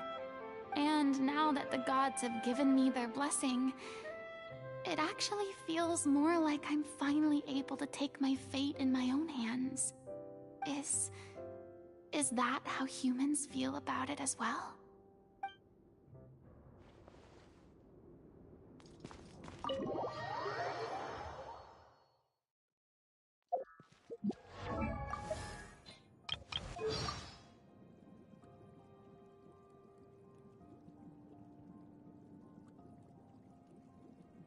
Once the ancient prophecy came to an end and everything was over, I fell into low spirits for a very long time. People who stand on the stage basking in the adulation of their audience must also bear the pressures of being in the public eye and living up to everyone's expectations. But I knew very well my person wouldn't be enough, and that putting on the act of a god would be the only way to satisfy their adoration. And at the end of the day, all I ever experienced was loneliness. So, there came a point when I loathed the very thought of acting and locked myself in my room. It wasn't until the moment I stood on stage and faced the audience again that I realized the anxiety in my heart had dissipated. The reason I can now stand before the crowd's watchful gaze is perhaps because I have finally started to act as myself.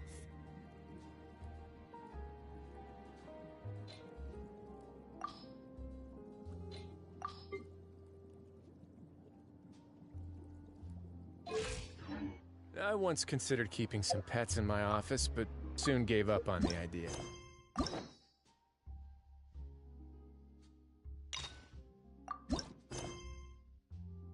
It's just not right to keep small animals where they won't be able to see the sun.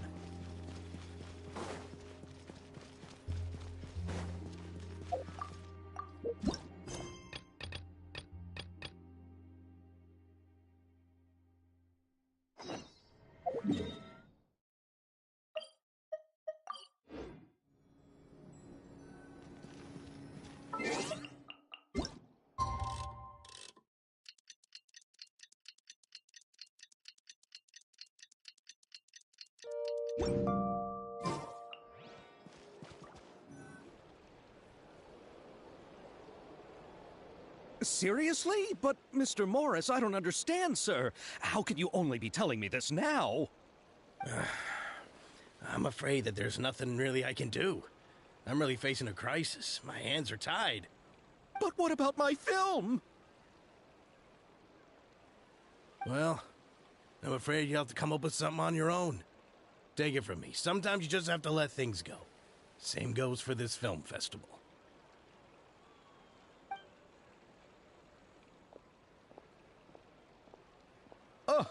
Oh. Hey, isn't that Xavier? So he's back in Fontaine now.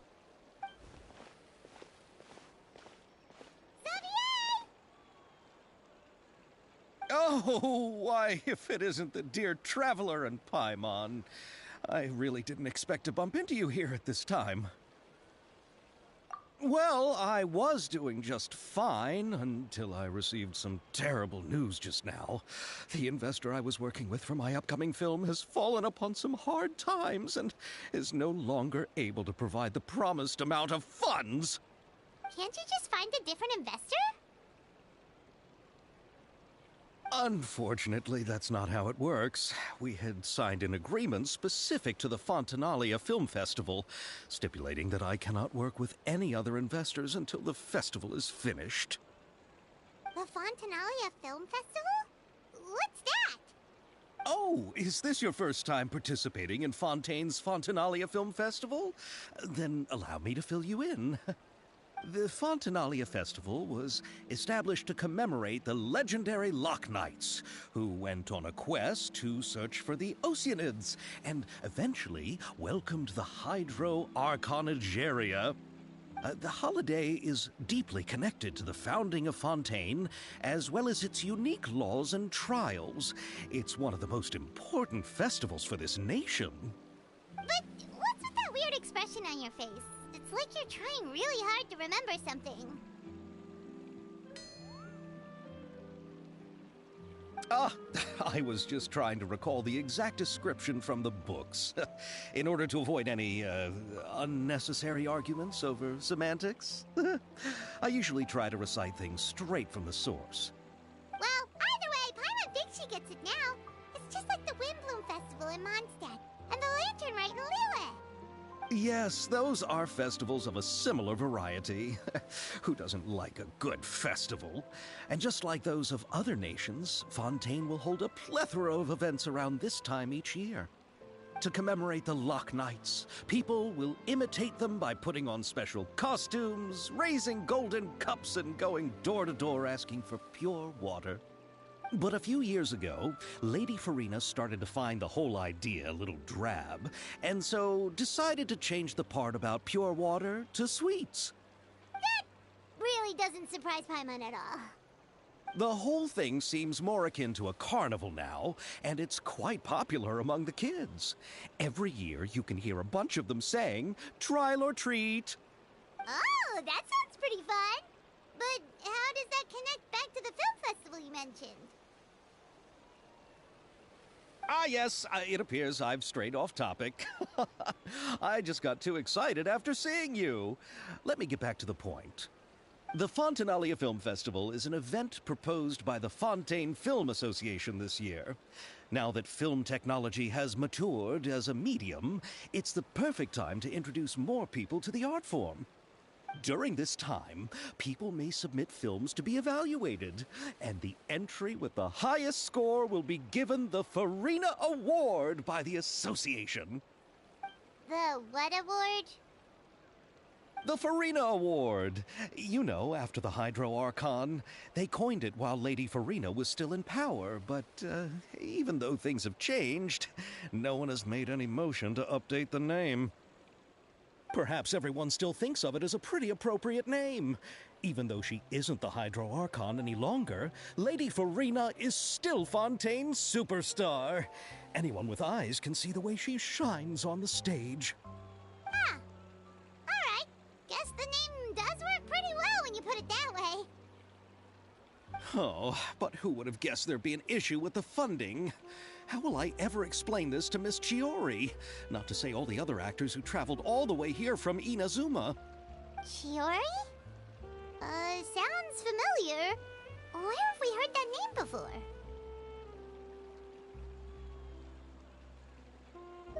Yes, that's her.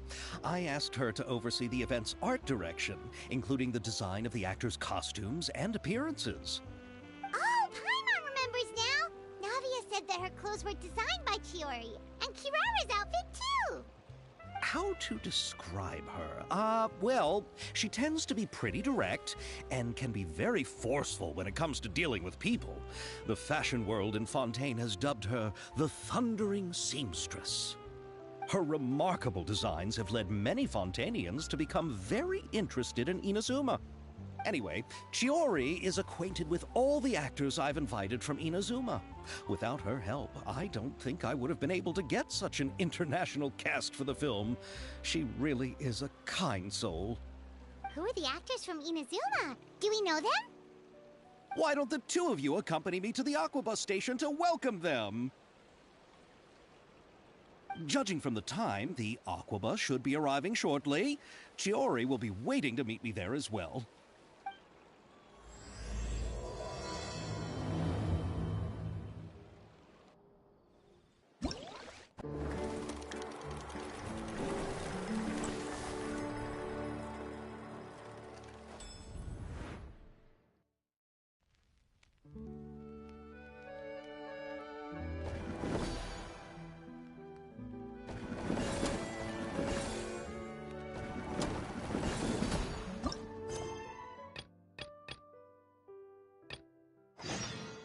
Have you ever seen any stickers on my back? Do me a favor and take them off.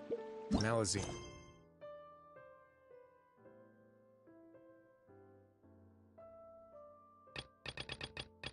A prank sometimes.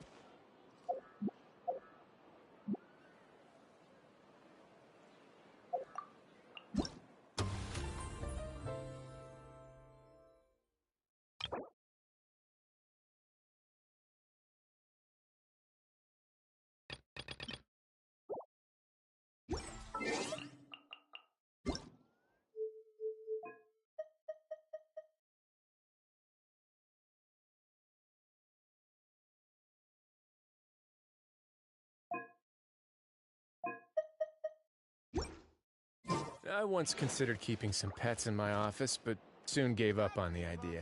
It's just not right to keep small animals where they won't be able to see the sun.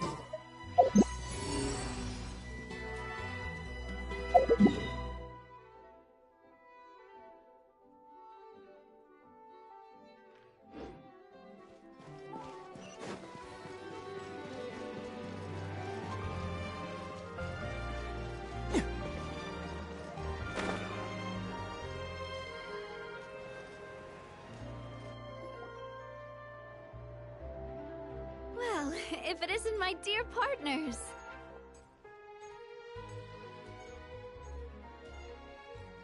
That voice! It's Navia!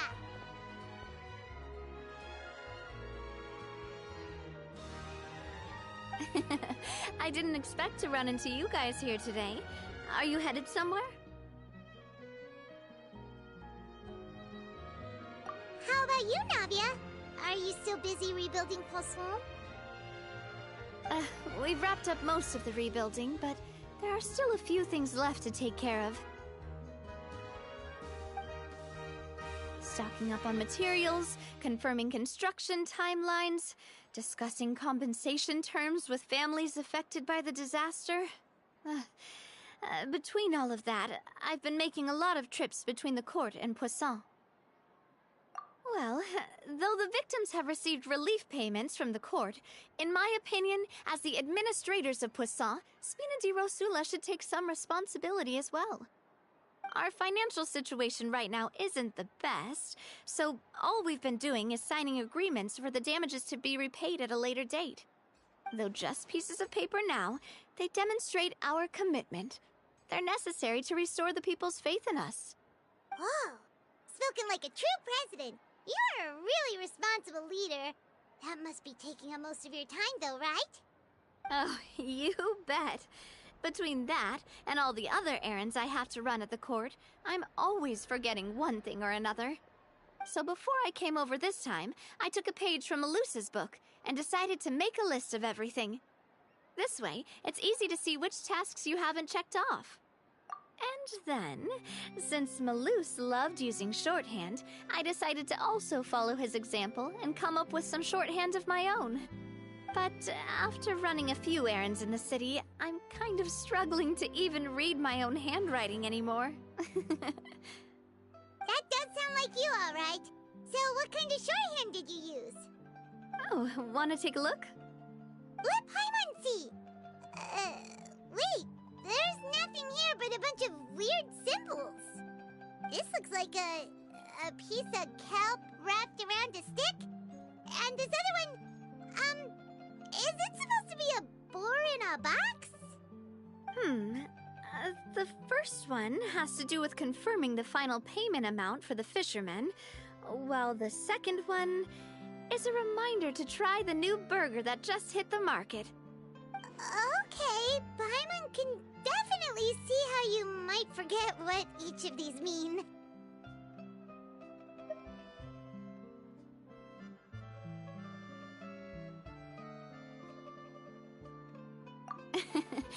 Thank you for your advice. These are the kinds of things you only really figure out once you've tried them out yourself. I thought that as long as I understood my shorthand when I came up with it, I'd be sure to remember the symbols when I looked at them later. Unfortunately, I've definitely proven myself wrong. Well, now you know for next time. Anyway, I should have already taken care of most of the things on the list.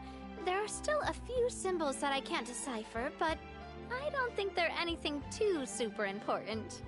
Worst comes to worst, I'll just make another trip. Ah, so you're going to head back now? Yep, that's the plan. Oh, actually, since we talked about the reconstruction earlier, want to come with me and check out the town for yourself? You said you don't have any plans, right? So we can just catch a boat and head over. It won't take long at all. It's a bit sudden, but Paimon doesn't see why not. What do you think, Traveler?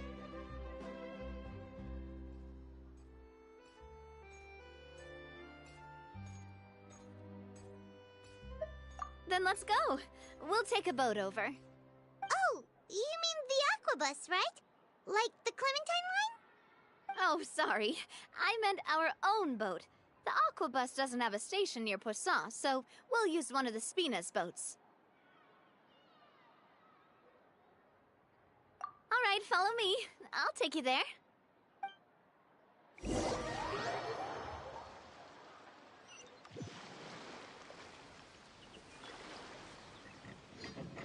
The engineer is still doing a few routine safety checks.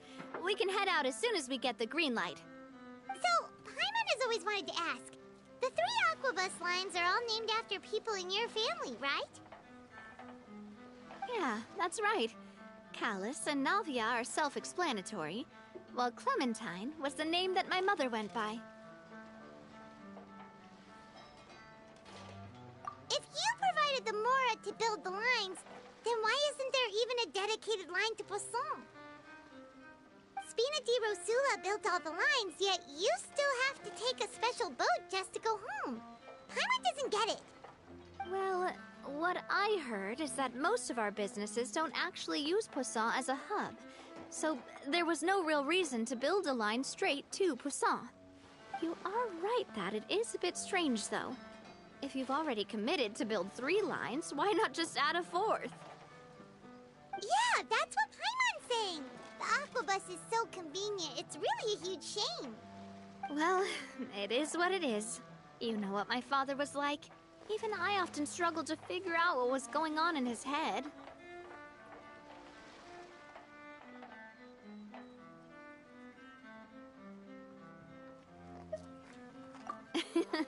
But that would only be the case if he cared about what others thought. My father was always really stubborn. Once he made up his mind, good luck getting him to change it. From what I've heard, the rights of all the other members of the Spina only went as far as giving him advice or suggestions, and no farther. That included my mother, too. Huh. Well, that explains why you weren't on the greatest of terms with him. Yeah, because I wouldn't just let him keep getting his way. He was just... not very agreeable. Boss, the boat's ready. We can head out. All right, then let's head out.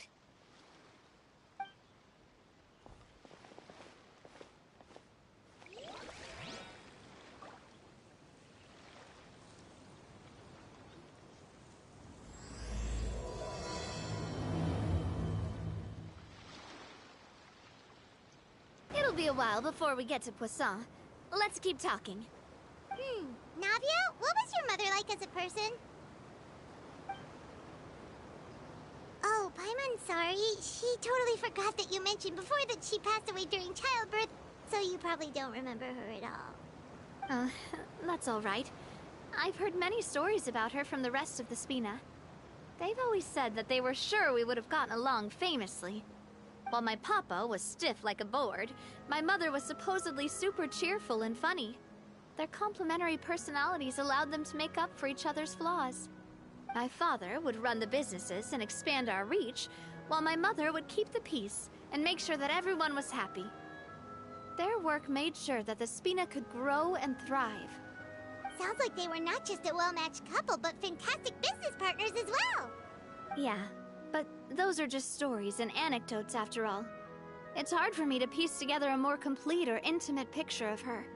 But sometimes, I'd still look at the Clementine line and wonder, would the Spina and Poisson still be what they are today had my mother survived? Silver once said that a name is a kind of inscription, a way to etch a memory into the world. When given a name, a cold, inanimate object can gain a completely new meaning. So, I will always associate the line with her in my heart. Over the past few weeks, I've also begun to appreciate how water can take in and hold our most intense feelings and memories, as well as how one may reflect on their past by watching the sea. I've lost many beloved people and memories to the sea. Even though I cannot stop for them and must continue to keep moving, the fact won't change that they existed in my life and gave me the reason and motivation to move forward. Always. But no matter what, we can't change the past. But I tell myself that I need to keep looking towards the future. Everyone, even my parents, have already overcome so many obstacles. Besides, I'm the president of Spina di Rosula. I've got to keep my chin up.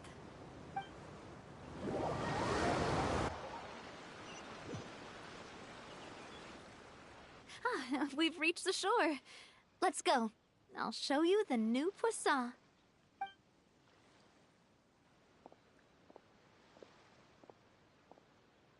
Navia, do you think she's doing all right?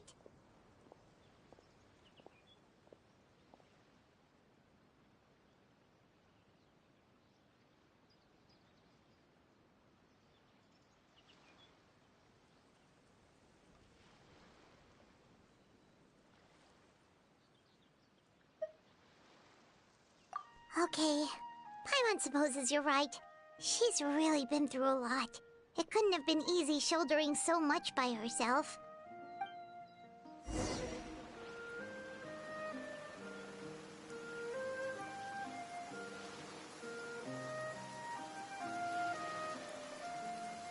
Ah, it's raining?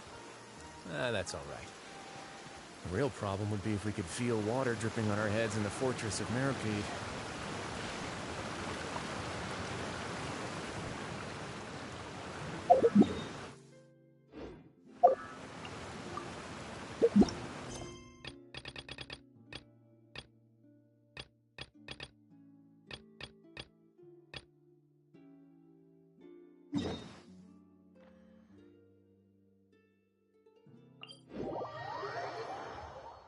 They say there's nothing new under the sun, but somehow a picnic in the warm sunshine never gets old.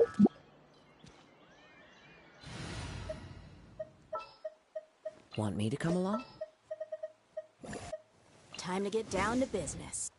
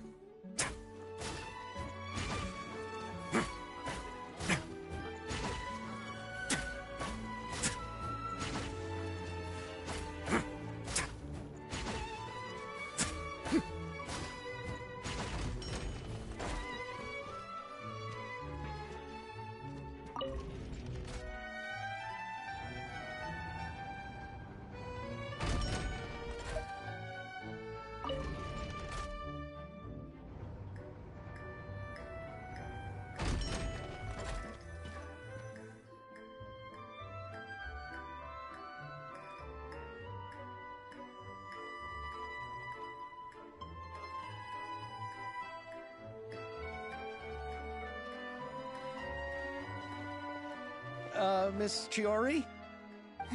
Your talk with the investor sure went fast. The Aquabus hasn't even arrived yet. Oh? And who are they? Allow me to introduce you. This is the Traveler and Paimon. Pleased to meet you. Likewise! We've heard the owner of Chioriya Boutique is a skilled seamstress, so it's a real pleasure to finally meet you in person.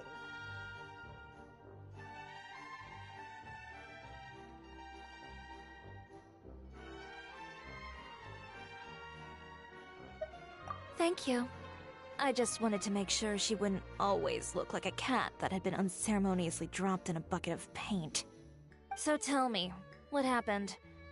I can tell the conversation didn't go quite as expected. Ah, well, it's like this.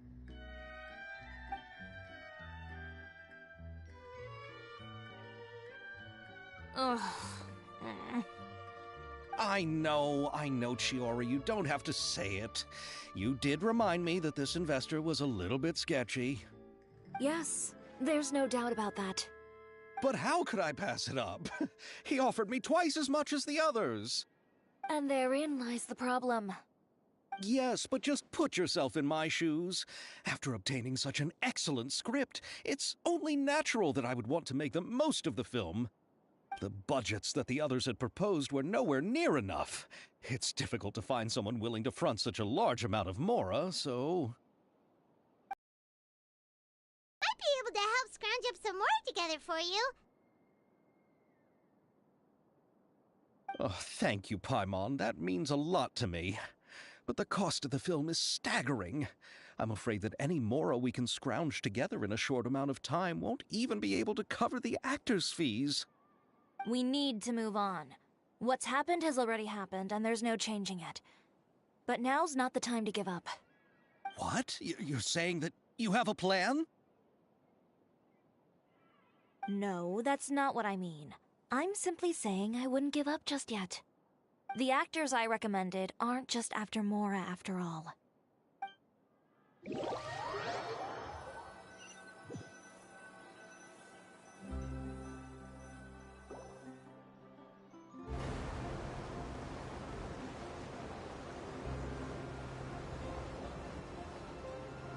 Really? Then where do you live? We Malazines live in Marcy Village. The only way to enter is from underwater. Oh, you must be pretty tired after work every day, right? I mean, you have to swim all that way just to go home. We are so thoughtful. But some Malazines choose to live in the Court of Fontaine because it's so much more convenient. And this is our stop. Oh, we've arrived, but I haven't even finished chatting with Aval yet. I also enjoyed Aval's introductions to Fontaine along the way. Everything you described was so clear and detailed that we can't help but want to hear more. Thank you so much. I'm usually working here on this aqua bus, so I hope I'll have the chance to see you again. There are still many more places I'd like to introduce to you.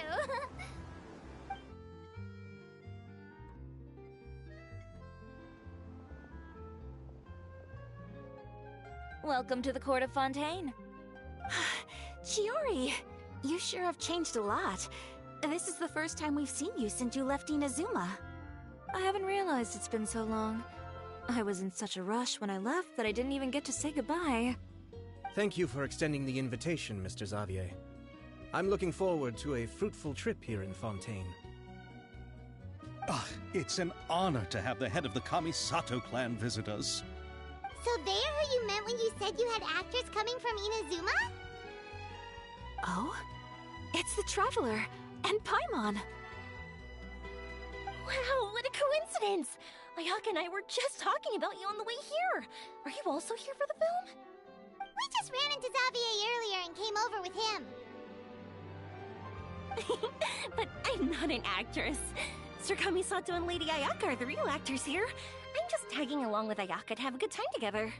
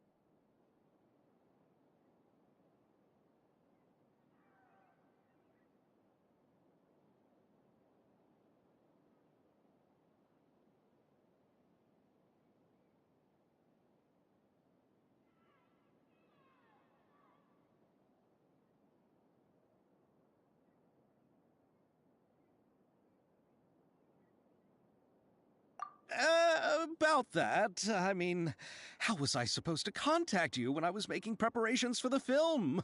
I figured you were probably busy, and I didn't want to disturb you. So I could only keep you in the back of my mind while I sought other actors to play the lead roles in the film. I had been thinking about a surprise reunion with you during our trip here, but you still managed to surprise me first.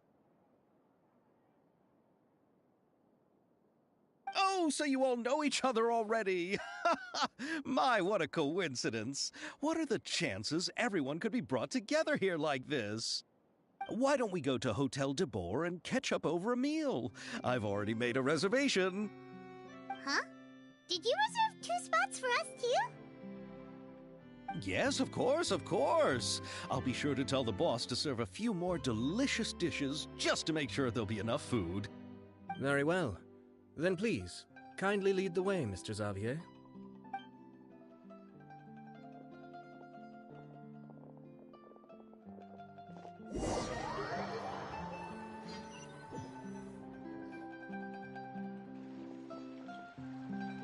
Wow, the buildings in Fontaine are so tall.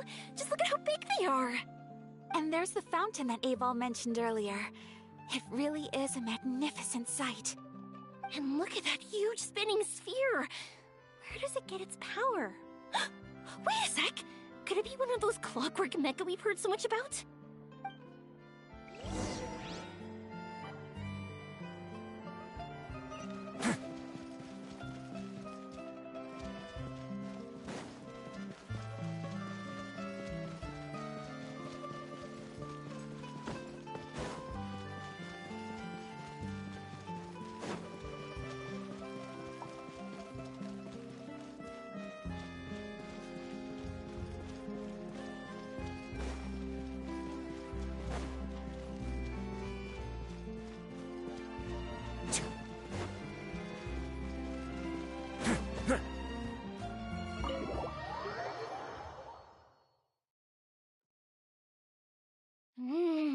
So this is what food from Fontaine is like. It sure is different from what we have in Inazuma. How should I describe it? It seems like you have to go through a lot more steps to make them. And the flavor has many layers too. Ah, yes. When I first went to Inazuma, I actually thought the food there tasted a little too bland. It took some time for me to get used to it. Let's get back to the purpose of this trip for a moment, shall we? How have preparations for the film been coming along, Mr. Xavier? Well, I've already assembled most of the film crew. A lighting specialist, a prop manager, and a costume designer. I've also bought the copyrights from the novel's author. Oh, it's called The Two Musketeers, right? I read the script you sent me on the way here. The story is pretty good. Originally, I was planning to start filming as soon as Sir Kamisato and Lady Ayaka arrived in Fontaine, but I'm afraid I've run into a bit of a problem. Oh? What is it? It has to do with the film's investor, Mr. Morris. He suddenly informed me this morning that he's encountered some financial trouble and will be unable to release to me the amount of funding agreed upon. It's said that Fontaine's legal system is well developed. If he has violated the contract, then can't you simply take him to court over the matter? Well, I'm still more concerned about filming. Even if I were to take him to court, I'm afraid it would take months before the case could even be heard. Then, is there a way we could raise funds ourselves to solve the problem? I've considered that option too, but unfortunately, it's difficult to gather such a large amount of mora on such short notice. Besides, we have to consider the film festival's submission deadline. Mr. Xavier, if Ayaka and I were willing to perform for free, would that resolve the problem you are currently facing? What? No, out of the question. To have you come all this way just to act for free? Oh, no, that won't do. There's no need to worry, Mr. Xavier. My brother and I had actually intended to work for free after receiving your invitation. Inazuma has only recently reopened its borders, and needs to strengthen its relations and cultural ties with other nations. We didn't have many collaboration projects with Fontaine in the past, so we hoped this trip would serve as a good start for the future. Indeed. You could say that's the real reason why the Yashiro Commission agreed to come to Fontaine. I understand, but having you two act for free just doesn't seem right. Not at all. While we're officially here to conduct a cultural survey of sorts, we must express our sincerity if we want to establish formal cultural ties with your nation. This film will serve as proof of friendly cooperation and cultural exchange between Inazuma and Fontaine. It's my hope that the film can be finished and released as smoothly as possible. If you still don't feel comfortable with this arrangement, I would also be more than happy to be introduced to some other renowned individuals in Fontaine's literary and artistic circles. All right. I'll do as you say. Thank you so much.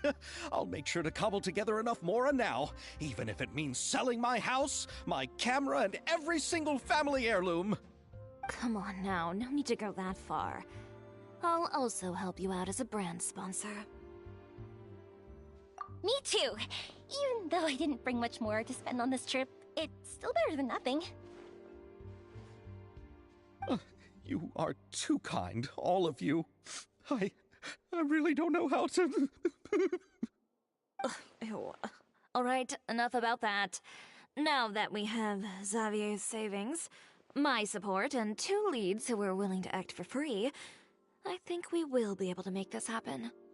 So, instead of Mora, you'll help with filming and production. Oh, but how can we help with that? We don't know much about making a film. Alright, pull yourself together, Xavier. Tell us if there are still any open positions left among the crew. All right. Let me think. We still need a camera operator, a clapper loader, and someone to manage logistics. I originally wanted to personally serve as director, but I've been too busy working as the producer. So the positions of director and director's assistant will also need to be filled.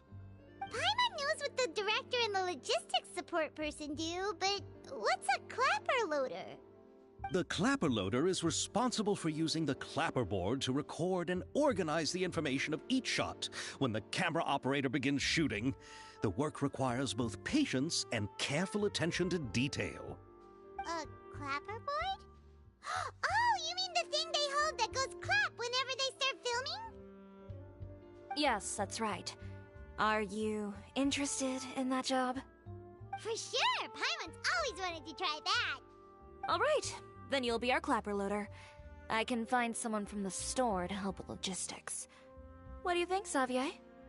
Oh, fine by me. As for our camera operator, I was thinking of letting the Traveler take the role.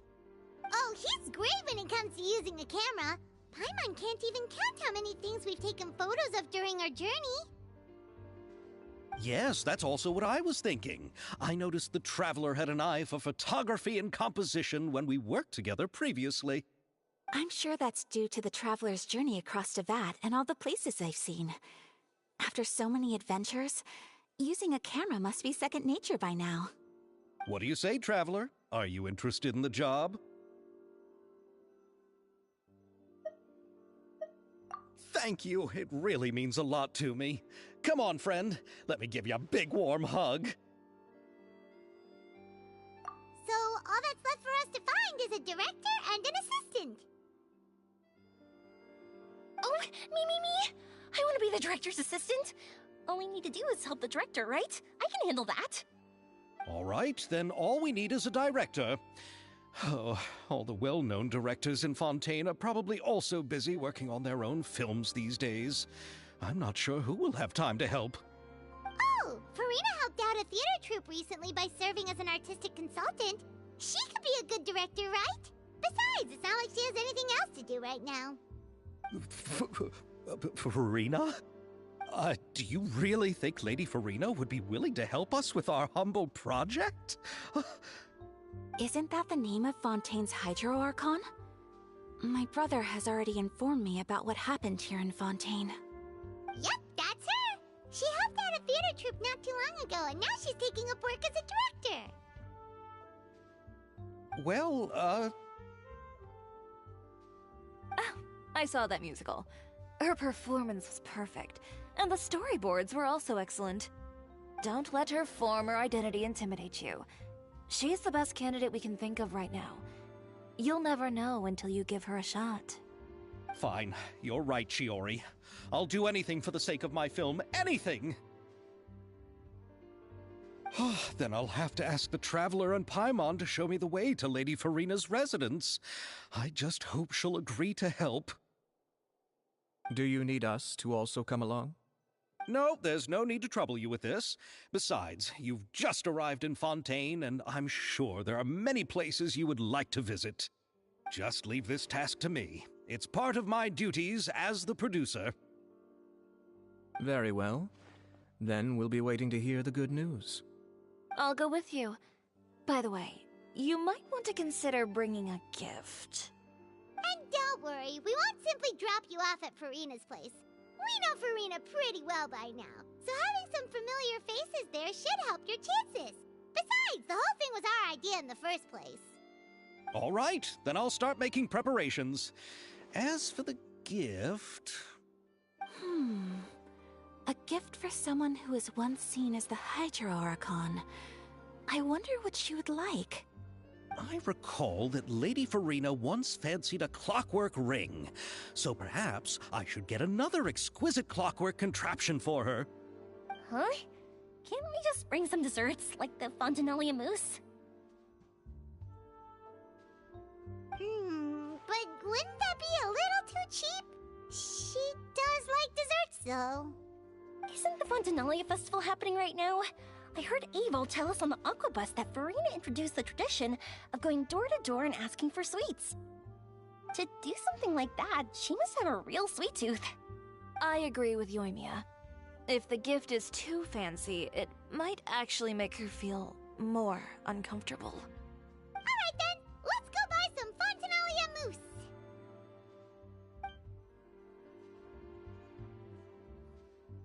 But will that really be enough? We'll be asking her to do a lot of work, you know. You're right. We need to further sweeten the deal. Huh? You want something even sweeter than Fontanalia mousse? Yes, we'll need a gift that's sweeter than any dessert in the world. But what could that be? Your words of praise.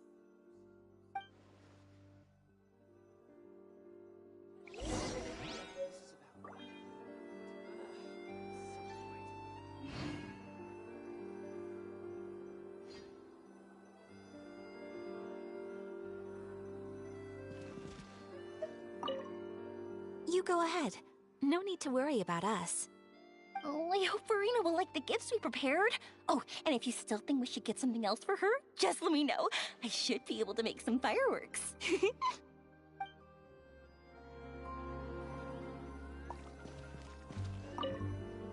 Looking forward to the good news.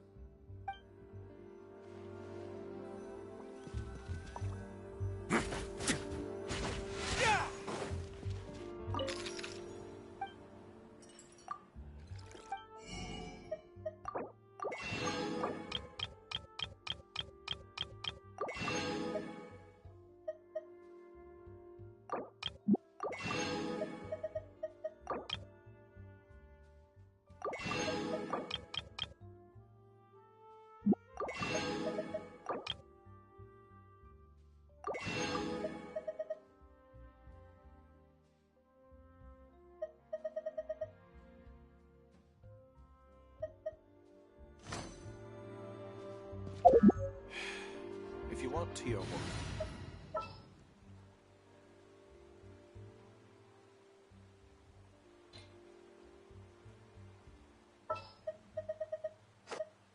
Very well.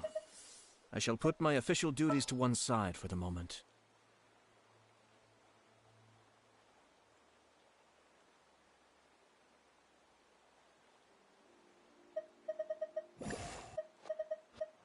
A walk would be nice.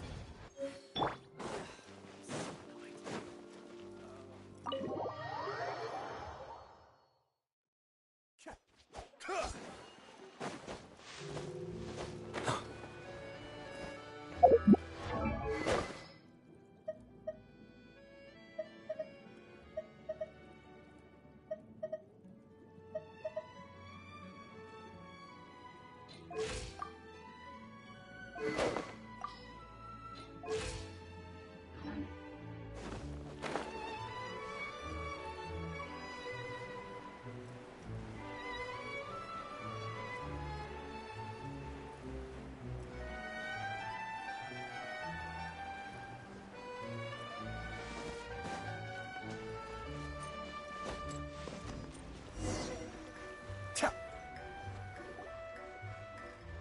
here! This is where Farina lives.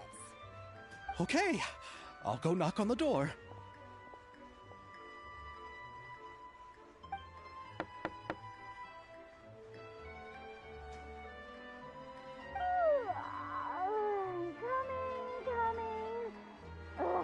Seriously, who's knocking before afternoon tea?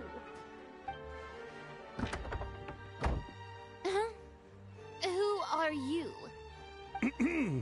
Lady Farina, please allow me to introduce myself. I am Xavier, a film director. Hello. Oh, is that the Traveler in Paimon I see behind you? And who's this? I'm Chiori. Ah, the one from Chioria Boutique. Hello, hello. So, what are you all doing here? Do you need something? Did you just get up, Farina? It's already past noon, you know. Huh? Oh, Paimon means the weather is so nice in the afternoon and the sun is so warm. Just like how you make us feel. Sleeping in late is a really smart idea. No. I was just up late last night reading some novels. What does sleeping in have to do with the weather? This is a small gift we've prepared for you, Lady Farina. We hope you like it. No need to be so formal. I'm just a regular person like everyone else now. Oh, is this Fontinalia mousse? It's one of my favorites. That's great! So, actually, there's something we need your help with. Given your renowned passion and understanding of drama, I would like to ask that you serve as the director of our film crew. Oh, but didn't you just say that you're a director? Yes, but for this particular project, I'm mainly working as a producer. Besides, I'm sure that your understanding of the performing arts far surpasses my own, Lady Farina. Are the Traveler and Paimon also part of the film crew? Yep, we sure are. Paimon's the clapper loader and he's the camera operator. Camera operator? That can be a pretty technical job, and it directly affects the final quality of the film. Are you really up to it? No, I'm not questioning your abilities. It's just that I've never really seen you use a camera before. Maybe you can come up with a test for the Traveler and see for yourself. If he can satisfy you with his camera skills, then you'd have nothing to worry about and can join the team. What do you say? You sure are getting better at rolling with the situation, Paimon. Oh, I do wish to see how skilled the Traveler really is with a camera. Alright, how about this? We'll work with what we have. I'll give you some scenarios and see if your work is up to my standards. Very good. It's essential for the camera operator to understand the director's vision. I'll make my decision after seeing your work. Are you ready? I have high standards, you know. Okay, grab the camera and I'll give you a scenario.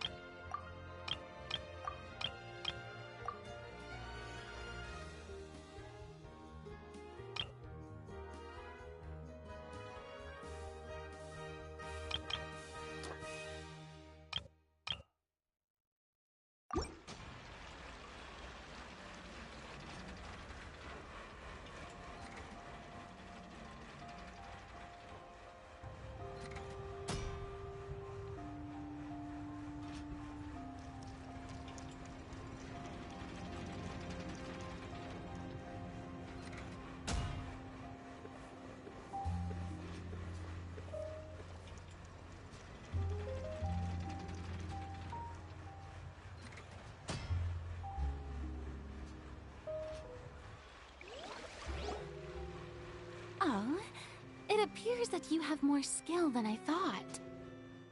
All the shots had a great composition, and I could really feel a connection to the characters and their lines. Yeah! Does that mean you agree to be our director, Farina? Did you think I would agree just like that? After our performance of the Little Oceanid, I've begun to make a name for myself again, you know. In fact, I've already had several troops approach me for the Fontanalia Film Festival. Unfortunately, the scripts were all pretty boring and didn't pique my interest. If others were to find out I agreed to work with you so easily, then, well... Hey, but didn't we have a deal? What else do we need to do to convince you, Farina? Well, what about the pay? Huh? You know, how much you're willing to pay me to be the director? The pay is also an important factor for me to consider, you know. Well, I can offer you this much? What? That's all? If Nervulat were to hear of this, he could charge you with underpaying your labor. I'm sorry, but our crew is in a tight financial spot at the moment. I see. Well, even though it's highly unlikely now that I'll join your crew, there's still something I'd like to ask. Exactly what film are you planning to make? Oh, our script is an adaptation of The Two Musketeers. Huh? Wait, you mean the suspense thriller novel that was a #1 bestseller? Oh, so Farina's read it too. Of course I read it.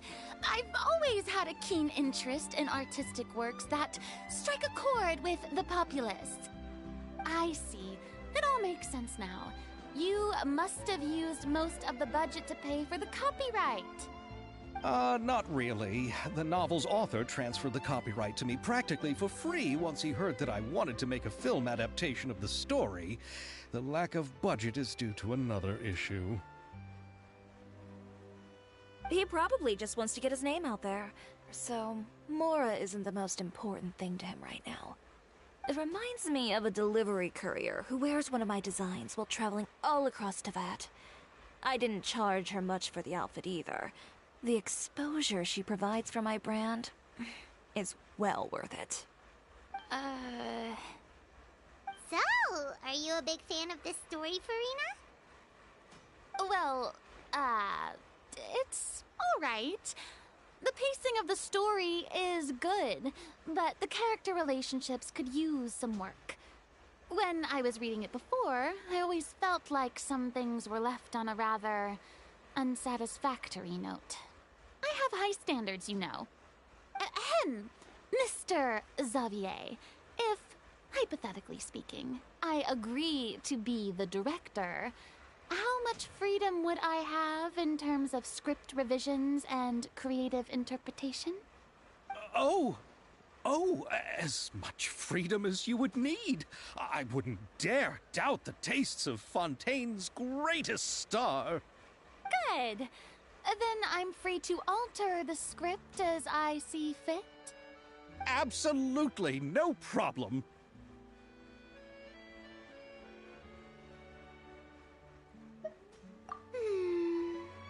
All right. It seems that your crew really can't go on without my care and direction. So, you agree? Yes, I agree. Although the pay is well below what someone of my caliber deserves, a great script calls for a great director. I mustn't let a perfectly good story be ruined due to lack of funds. If you have fine cheese and bread, you wouldn't just let it sit on the counter and get moldy just because you lack an oven, right?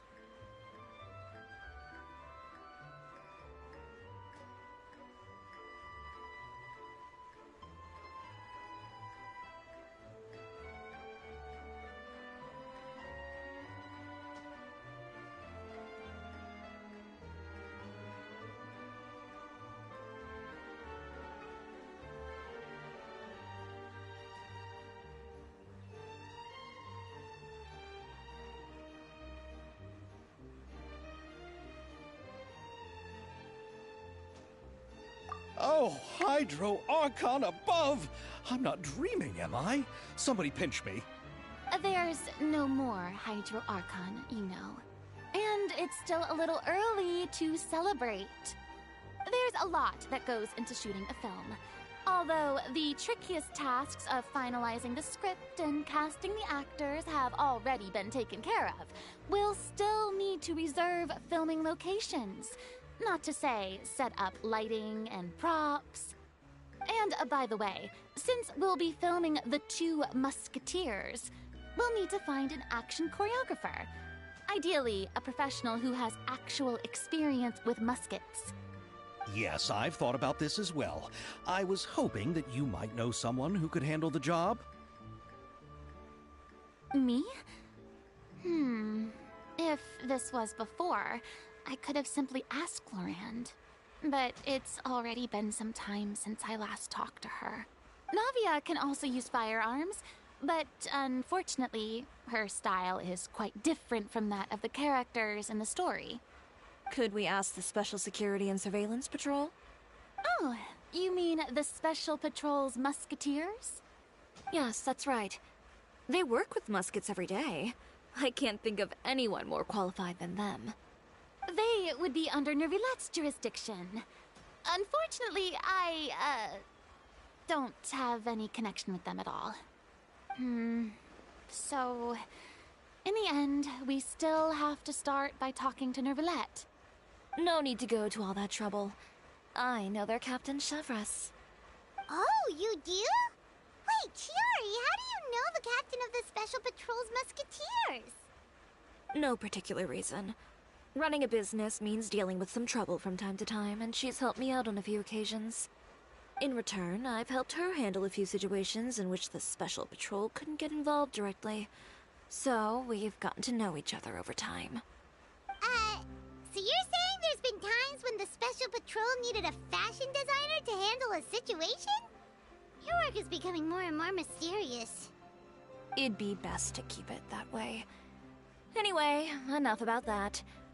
What do you all think about asking the captain to be our musket action choreographer? She sounds professional enough. She is a captain, after all.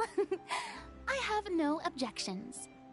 But I imagine the Special Security and Surveillance Patrol must be busy with their duties. Do you think she'd really have time to help with shooting a film? And then there's the issue of pay. Well, it just so happens that she's also not the kind of person that's just after Mora. As for whether she has time, I'll have to go and ask her first. Then I'll leave that to you. Macaroni's on sale today, so I've got to go. You can just tell me how things went when we discuss tomorrow's plan later. No problem. Having Farina join feels like a big boost to our team! Of course. Just wait until the day of our premiere. You'll witness the true power of my name in these lands. You'll be so glad I agreed to help. I can guarantee that even the standing tickets will be sold out. I'll be sure to ask some people I know to see if they'd be willing to act as extras. Seems like you're finally getting more comfortable with your own reputation now. I didn't ask for the Clapper Loader's commentary, Paimon. Then let's get going. I happen to know where Chevres is today. By the way, I'm curious. If my pay is so low, then what about our two lead actors? Didn't they travel here all the way from Inazuma? Actually, they told us that they see the trip as part of a cultural exchange, so they didn't ask for any pay. What? So is every person in Teyvat who doesn't want money gathered here to shoot this film? Don't tell me Chiori isn't being paid either. I already knew Xavier from before, and he's also agreed to give my brand some good exposure. It seems the gods have really smiled upon you, Xavier. And that certainly doesn't include me, mind you.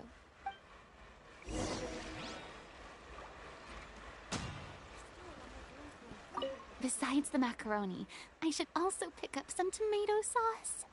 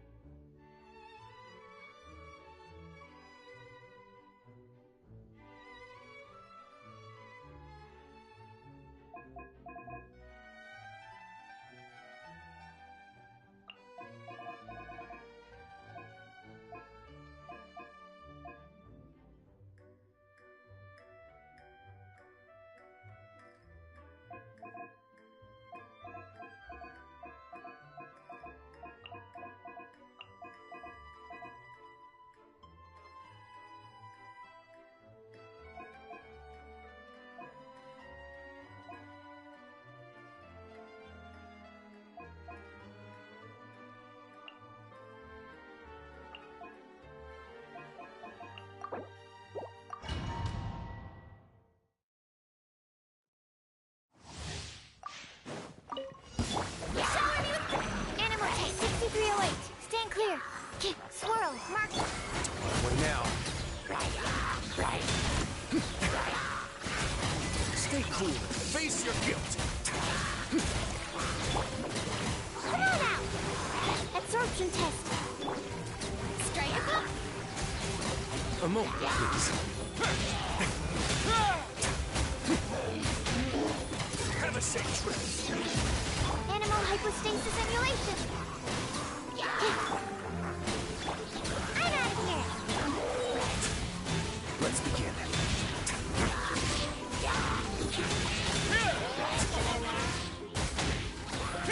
Stand clear.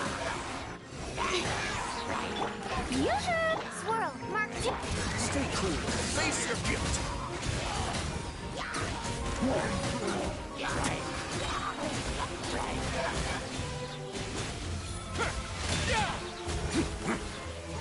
Animal test 60. Strike a pose. Enhanced animal module 75. Get a little chilly. A moment, please.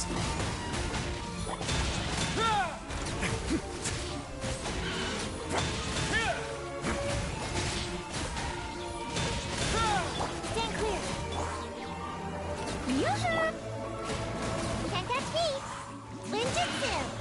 Let the world collide! Absorption test. Animal hypostasis.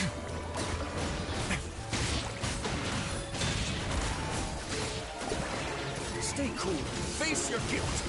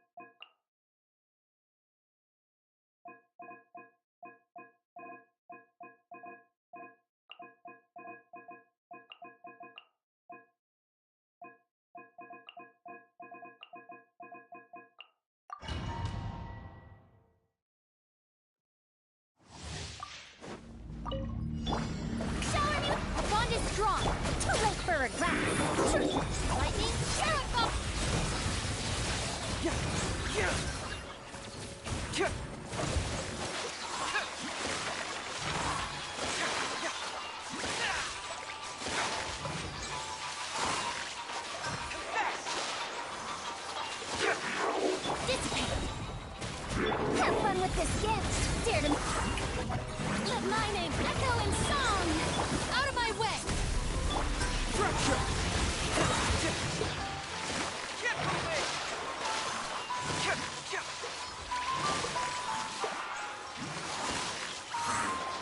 Hurts!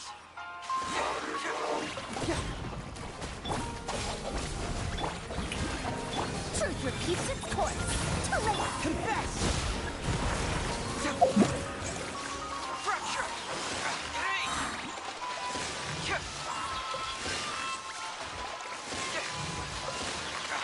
I'll handle this. The bond is strong. Get moving! Let the world collide! Have fun with this gift.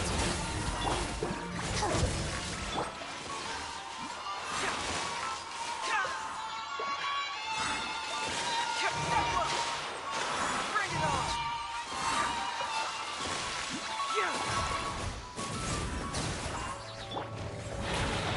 Dare to mess with me? Truth repeat. Out of my way! Dance with me! Confess! Fracture!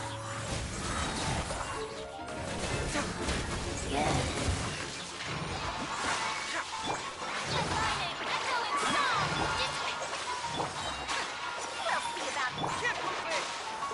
Bring it on!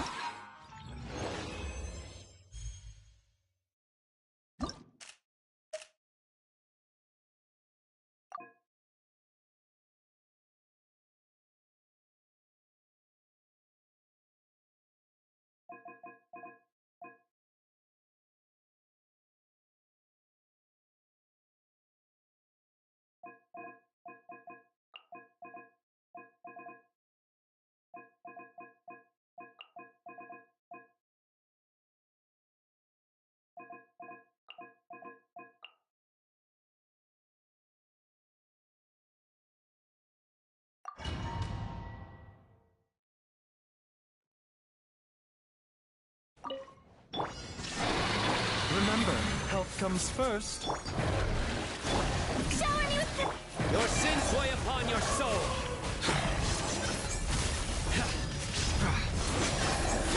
Your penance is due. Guilty.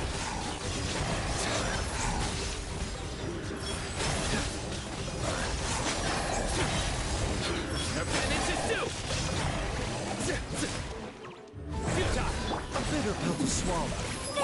Straight up! Torn to oblivion!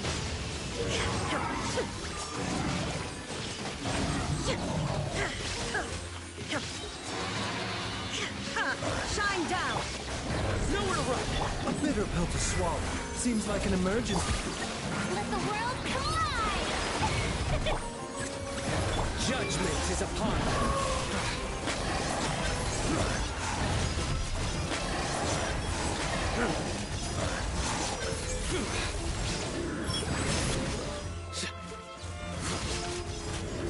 Stay condemned!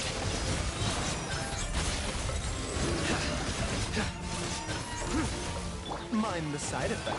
Yoo-hoo! Let my name echo in song! The danger was sealed! Remember, Illusion shattered! Your sins weigh upon your soul.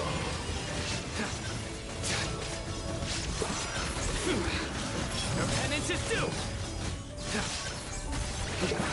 Guilty.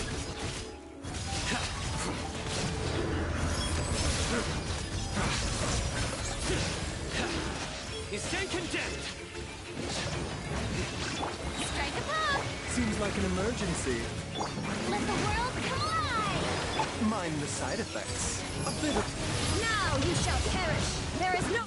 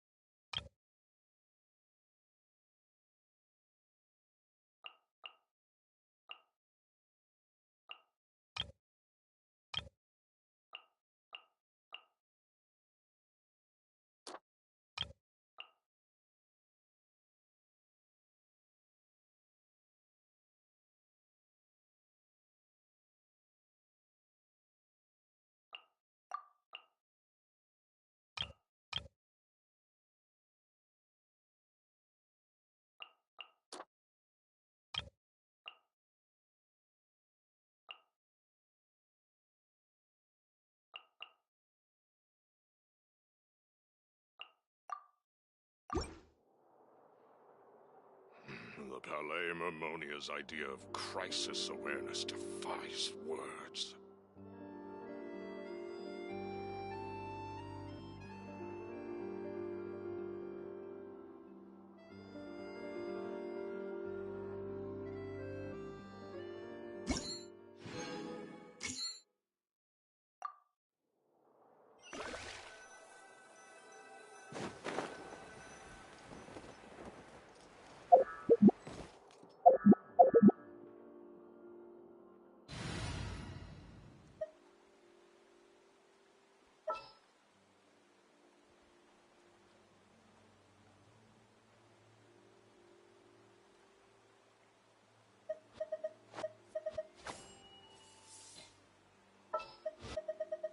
Let's finish this, swiftly.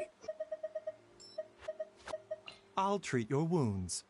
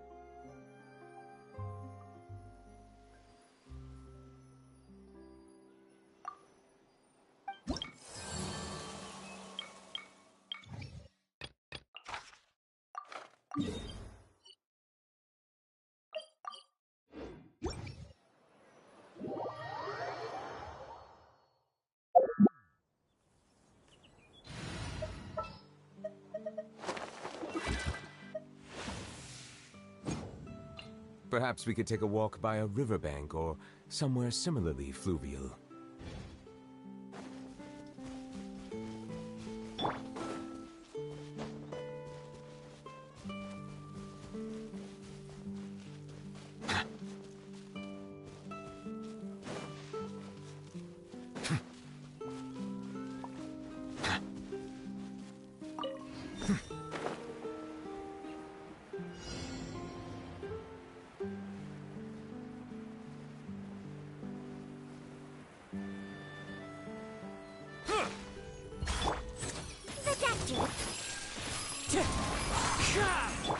Settle down.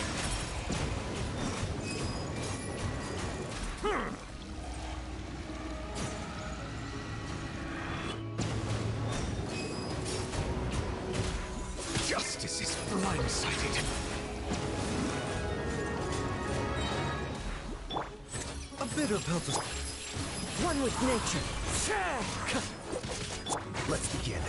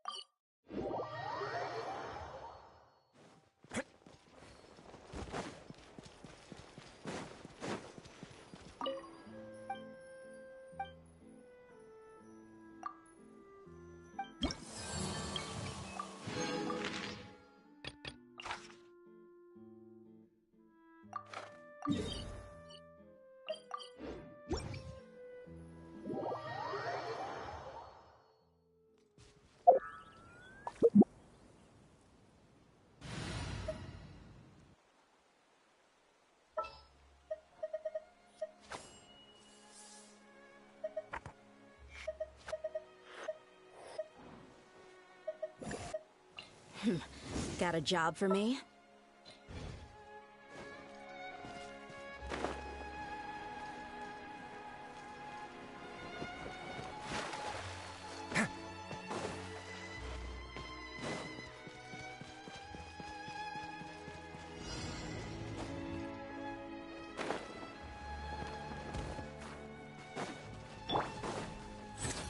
Mind the side effect. Into the wind. As one with wind and cloud. A moment, please.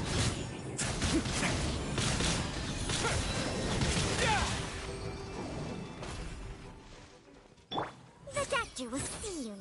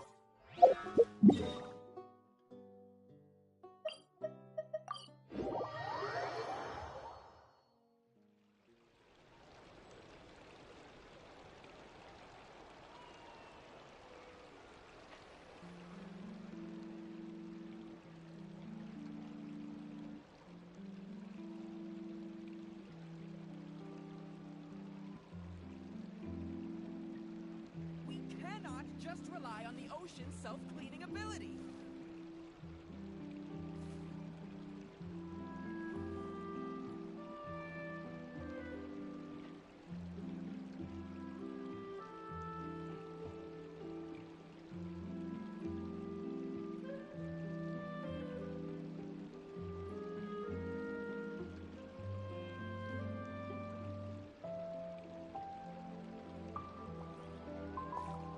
Life, death, and the world around us all follow a set of laws. But if you never test the limits, how can anyone know where the boundaries of these laws are?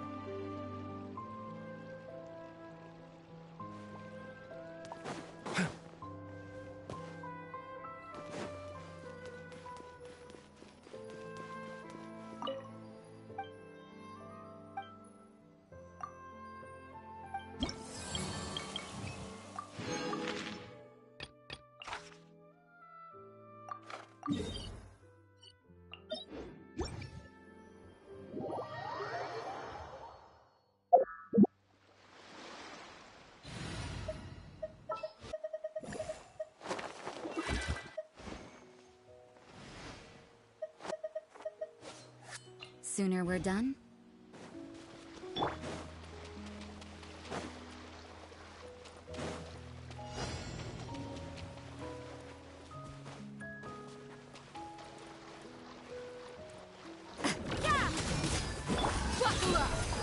Mind the side effects. This could get a little chilly.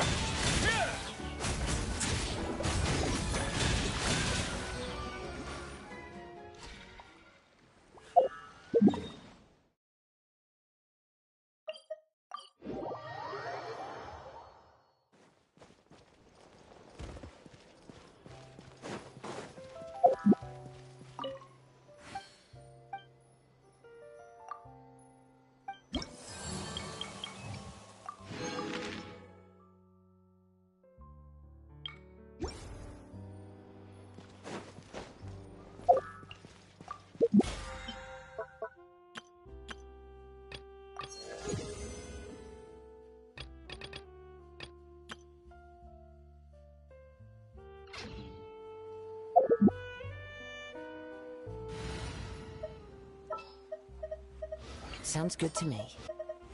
Time to get down to business.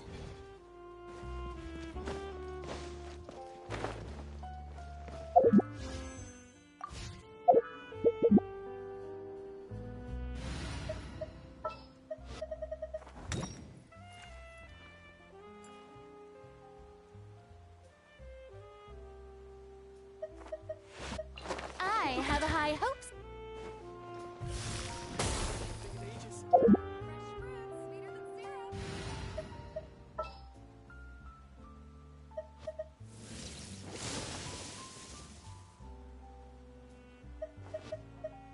This world is full of...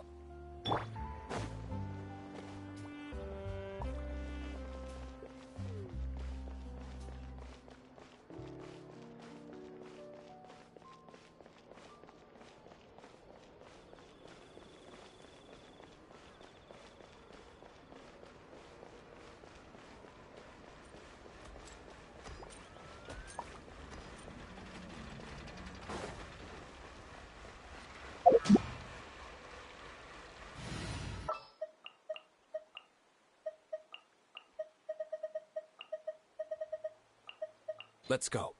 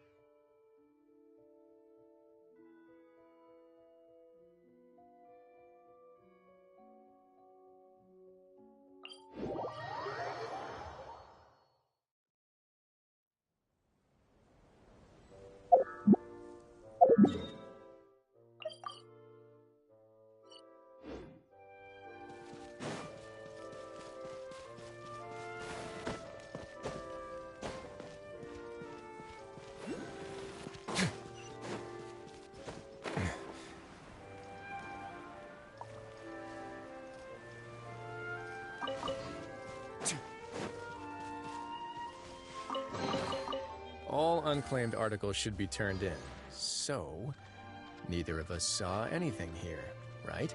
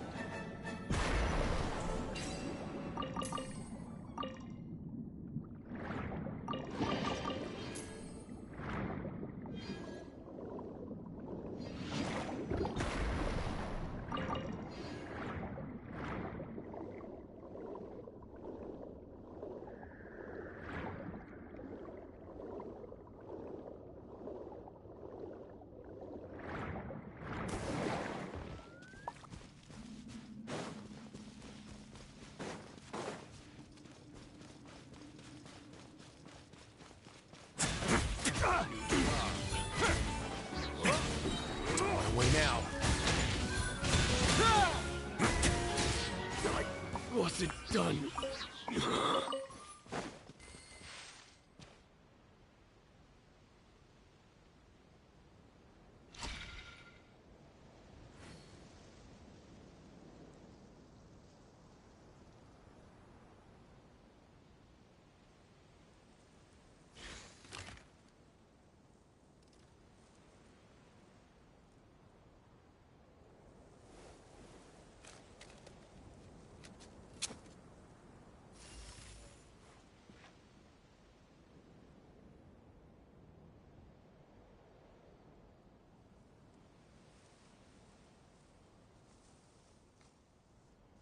Let's begin.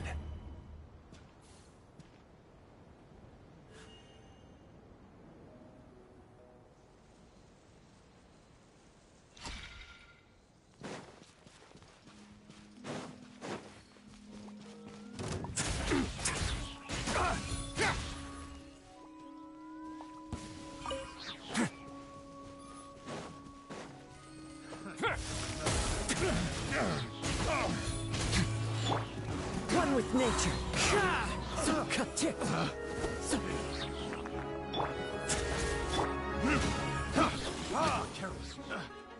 There's no end to this. Into the wind. A moment, please.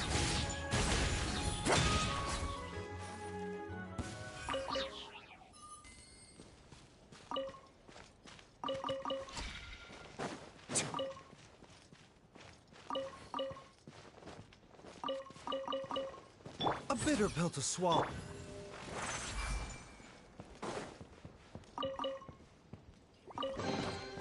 I'd take it if I were you. I'm sure it'll come in handy.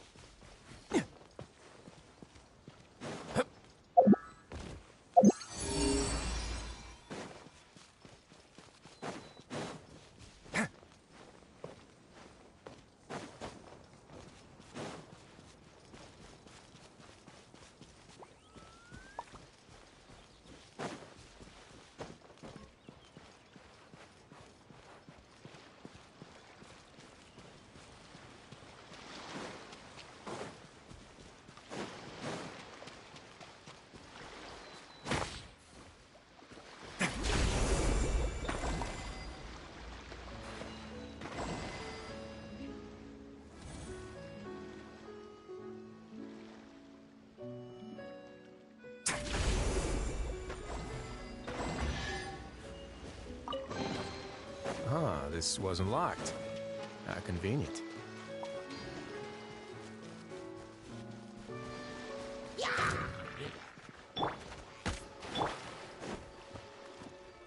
The wind knows me.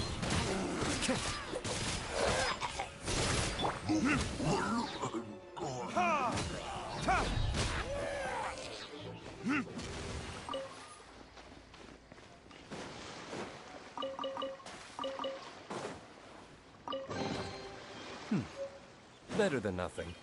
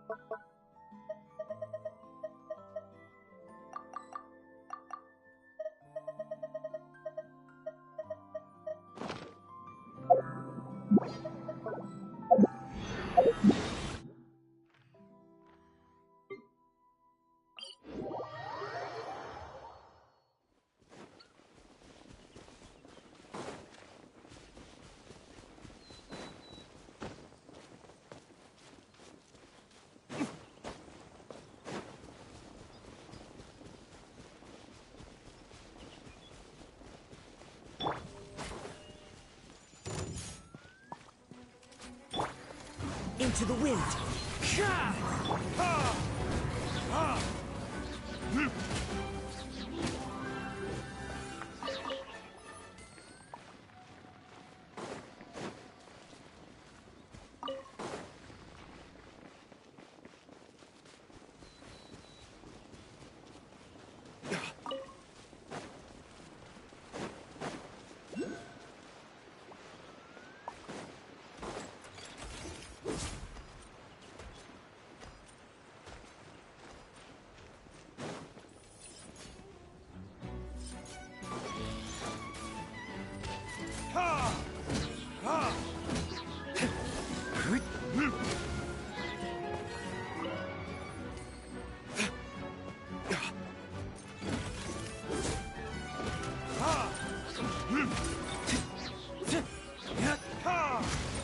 Wind strike.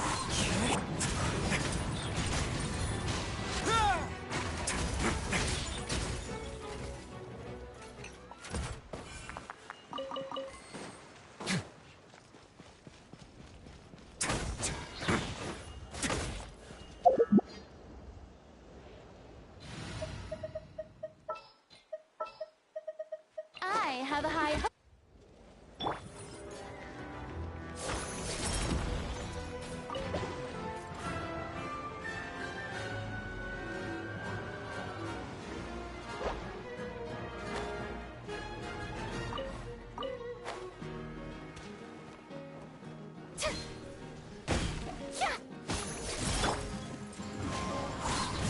Let's begin.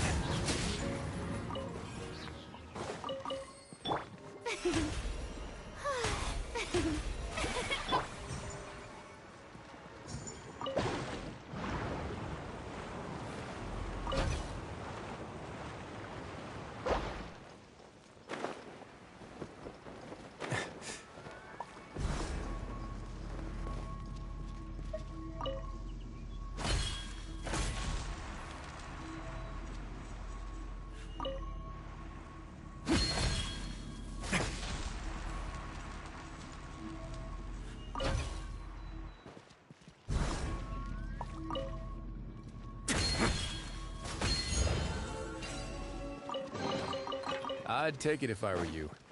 I'm sure it'll come in handy.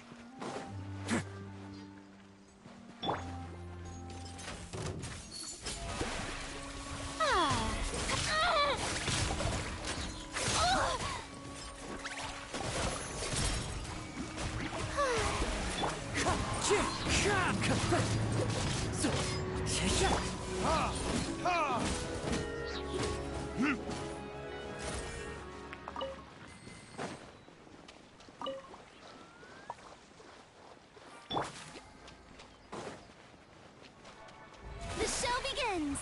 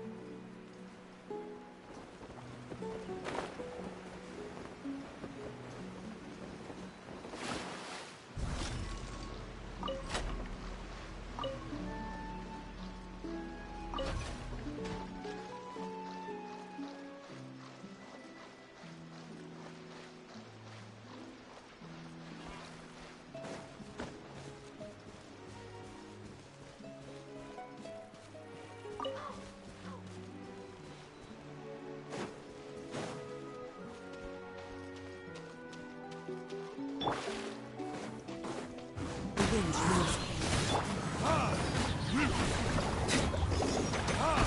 Time for retribution!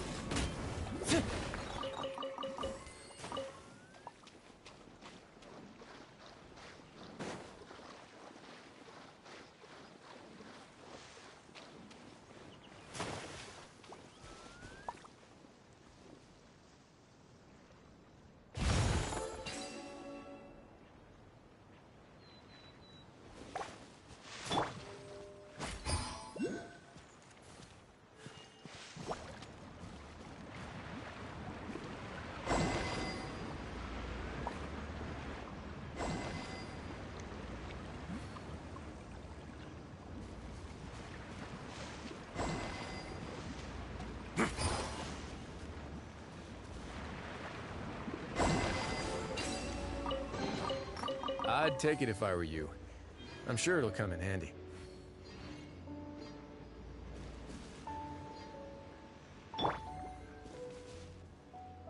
May I present?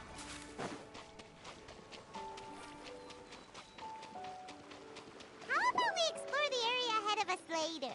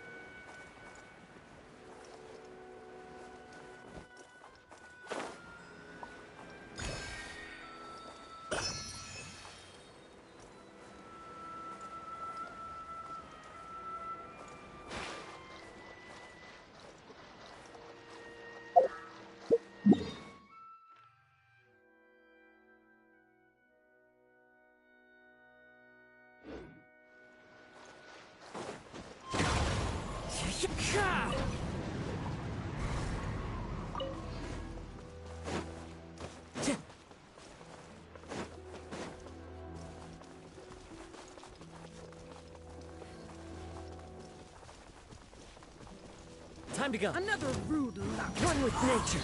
Clouds high. The birds call.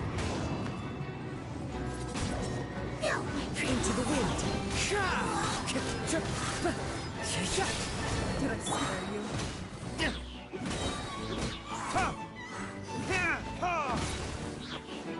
A moment, please.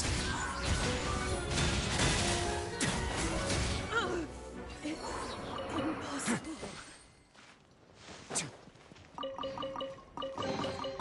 Ah, this wasn't locked. How convenient.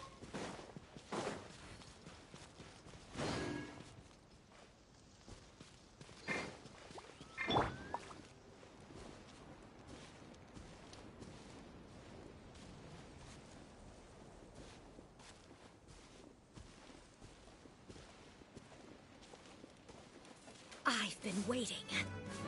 The benefits is so brilliant!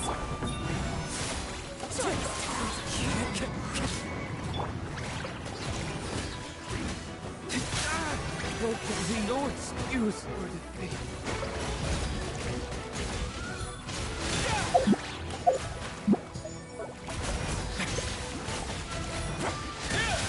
Stay cool. Face your guilt. One with nature, as one with wind and cloud.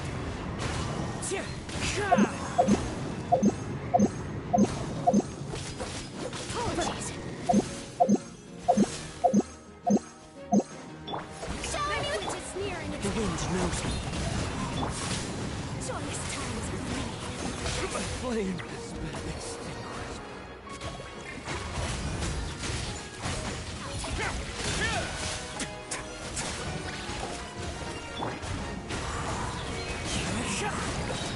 Fallen leaves, adorn my night into the wind. Way now. Apologies. Time to improvise.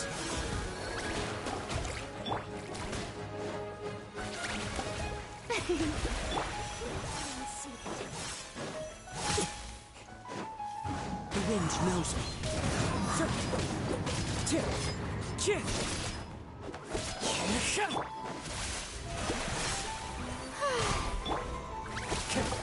Wind strike.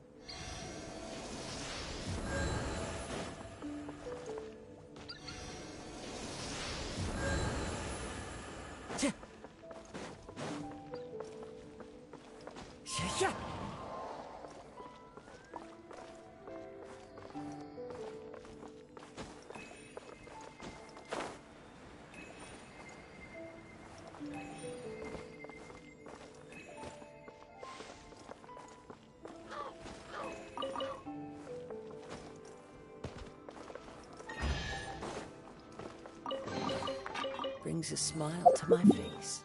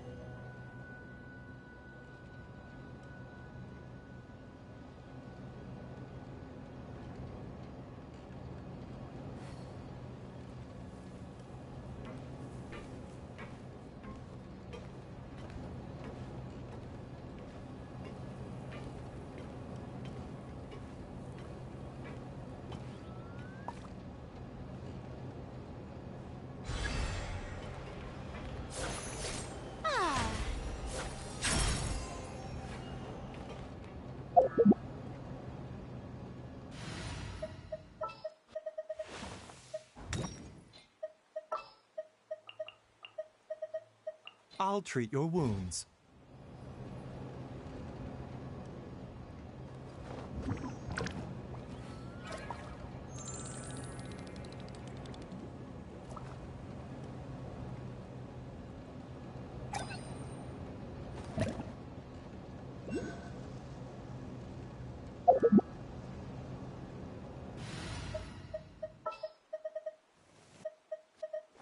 We may leave at...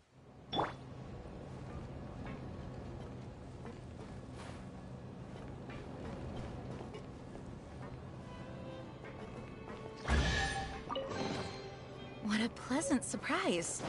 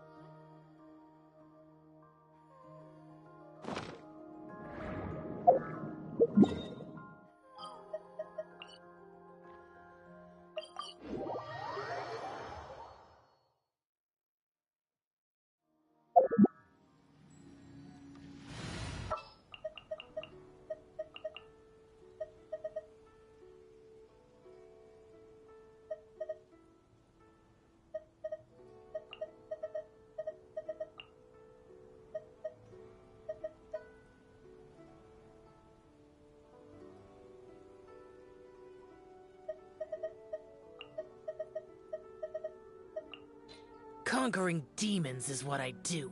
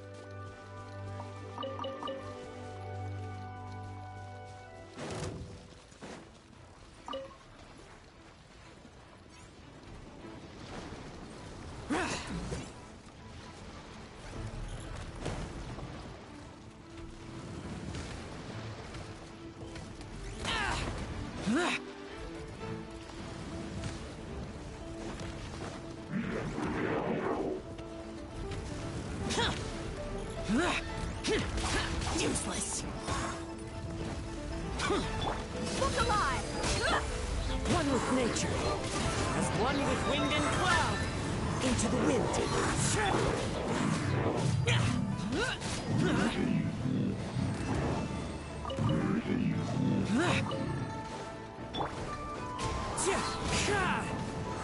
The doctor will see you now. Mine.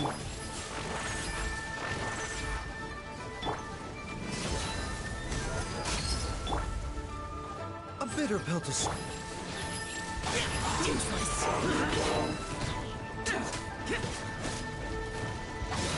Here.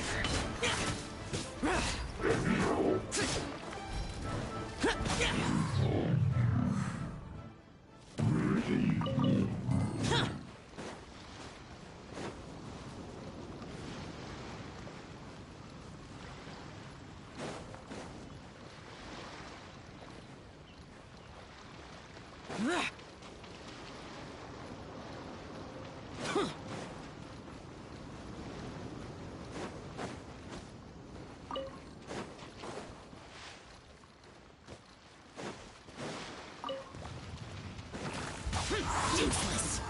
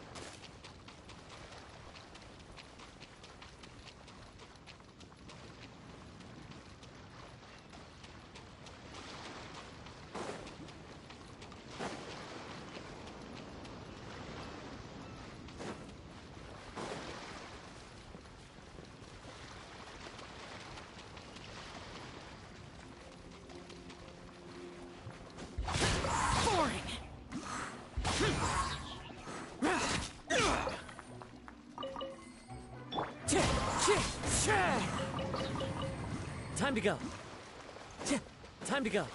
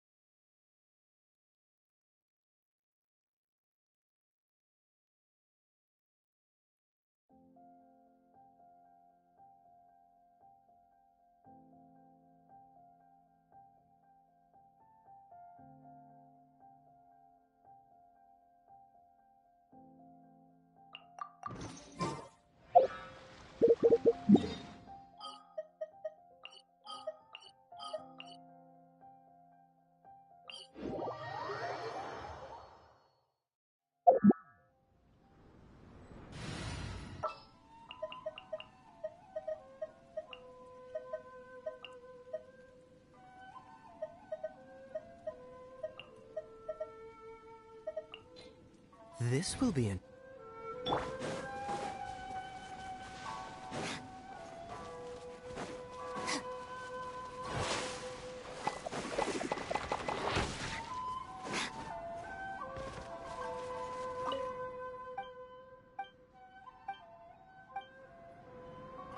Stand with me!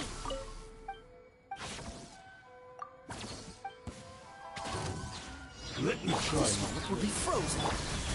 Right now, emerge. Let's begin.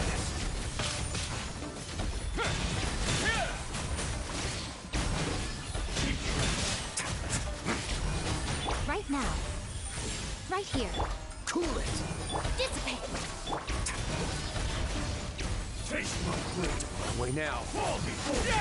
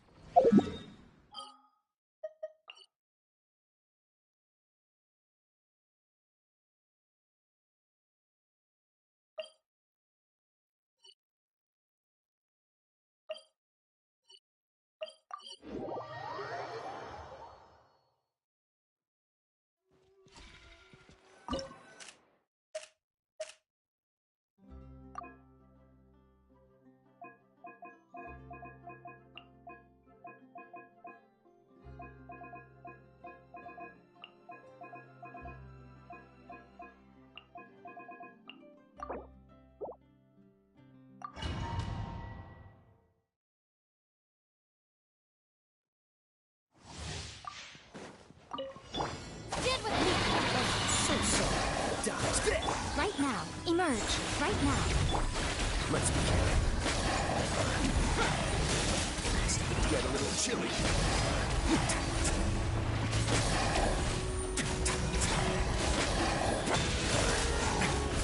Our bond is strong. Lightning, right here. Right now. Freeze. A sight to behold. Right here. Right now. My way now. This moment will be frozen.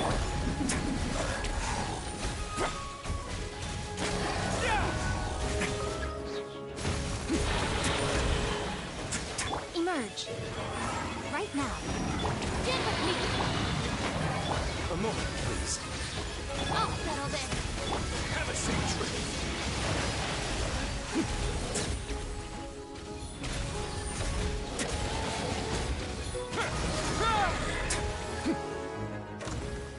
Don't get frostbite. Emerge. Nothing lasts forever. Let's begin. Stay cool and face your guilt. now. Emerge. Oh, so sorry. Dissipate! Out of my way! Wait now.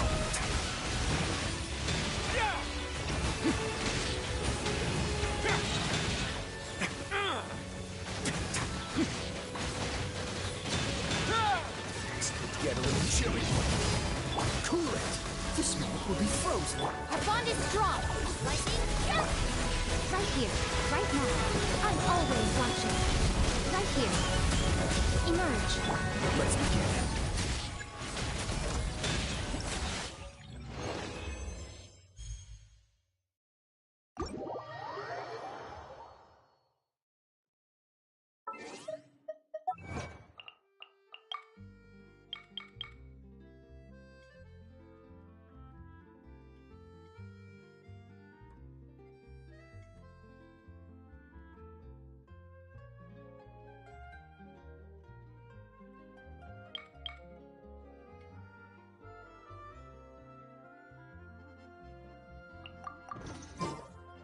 Word of advice.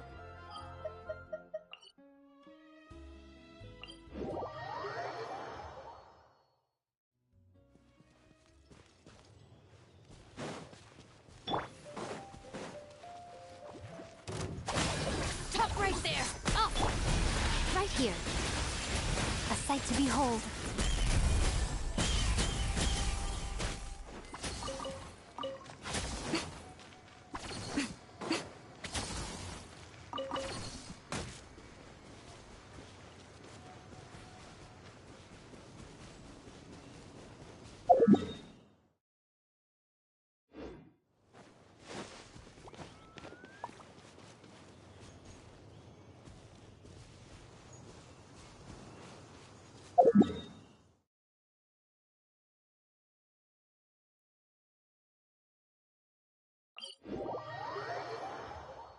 I always see these non-sentient kitsune pouncing headfirst into the snow, scavenging for food.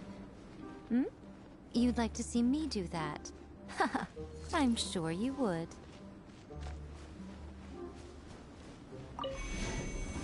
Emerge.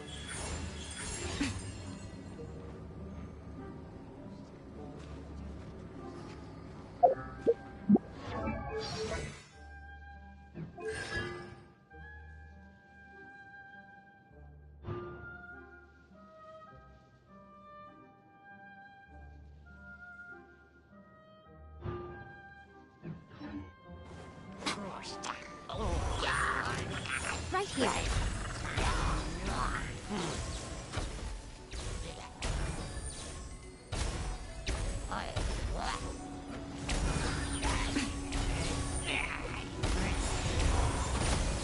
Emerge.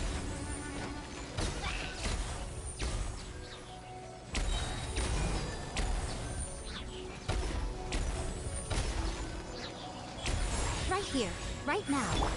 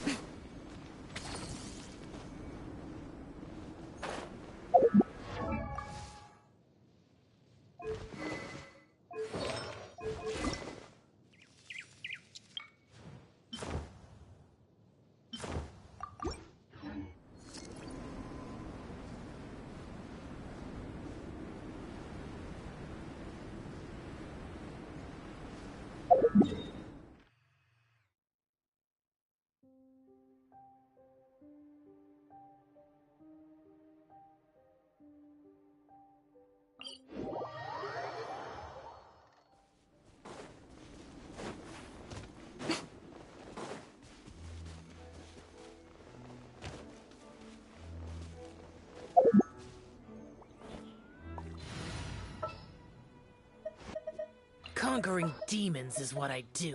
All right, let's head off.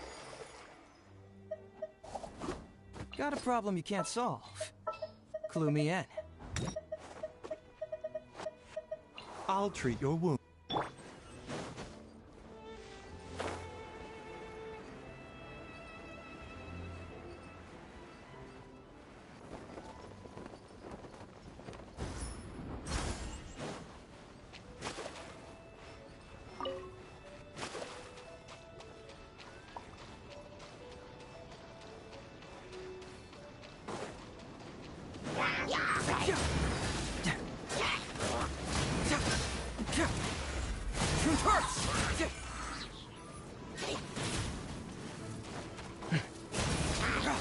The doctor was...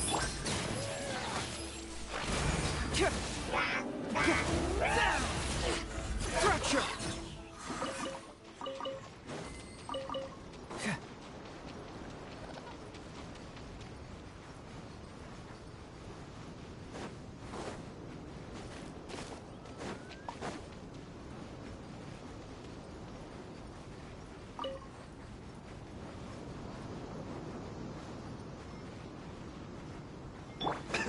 A bitter pill to swallow.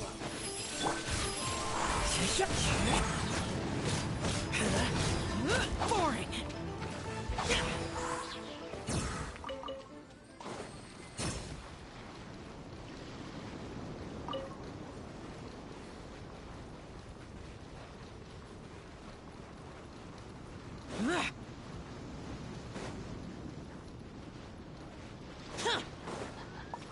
There you are, Eve.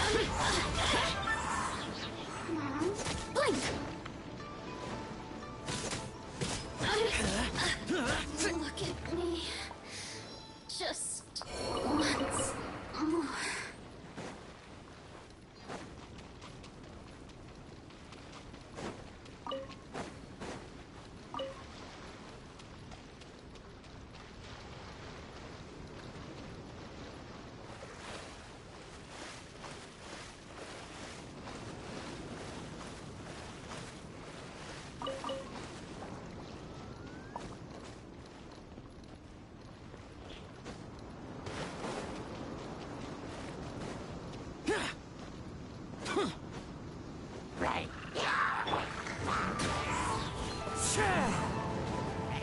Time to...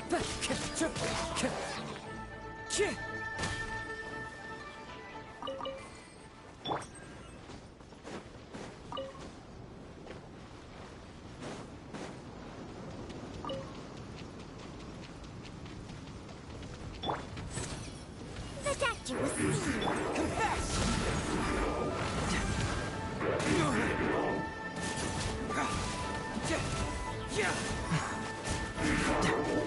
Mind the side effects.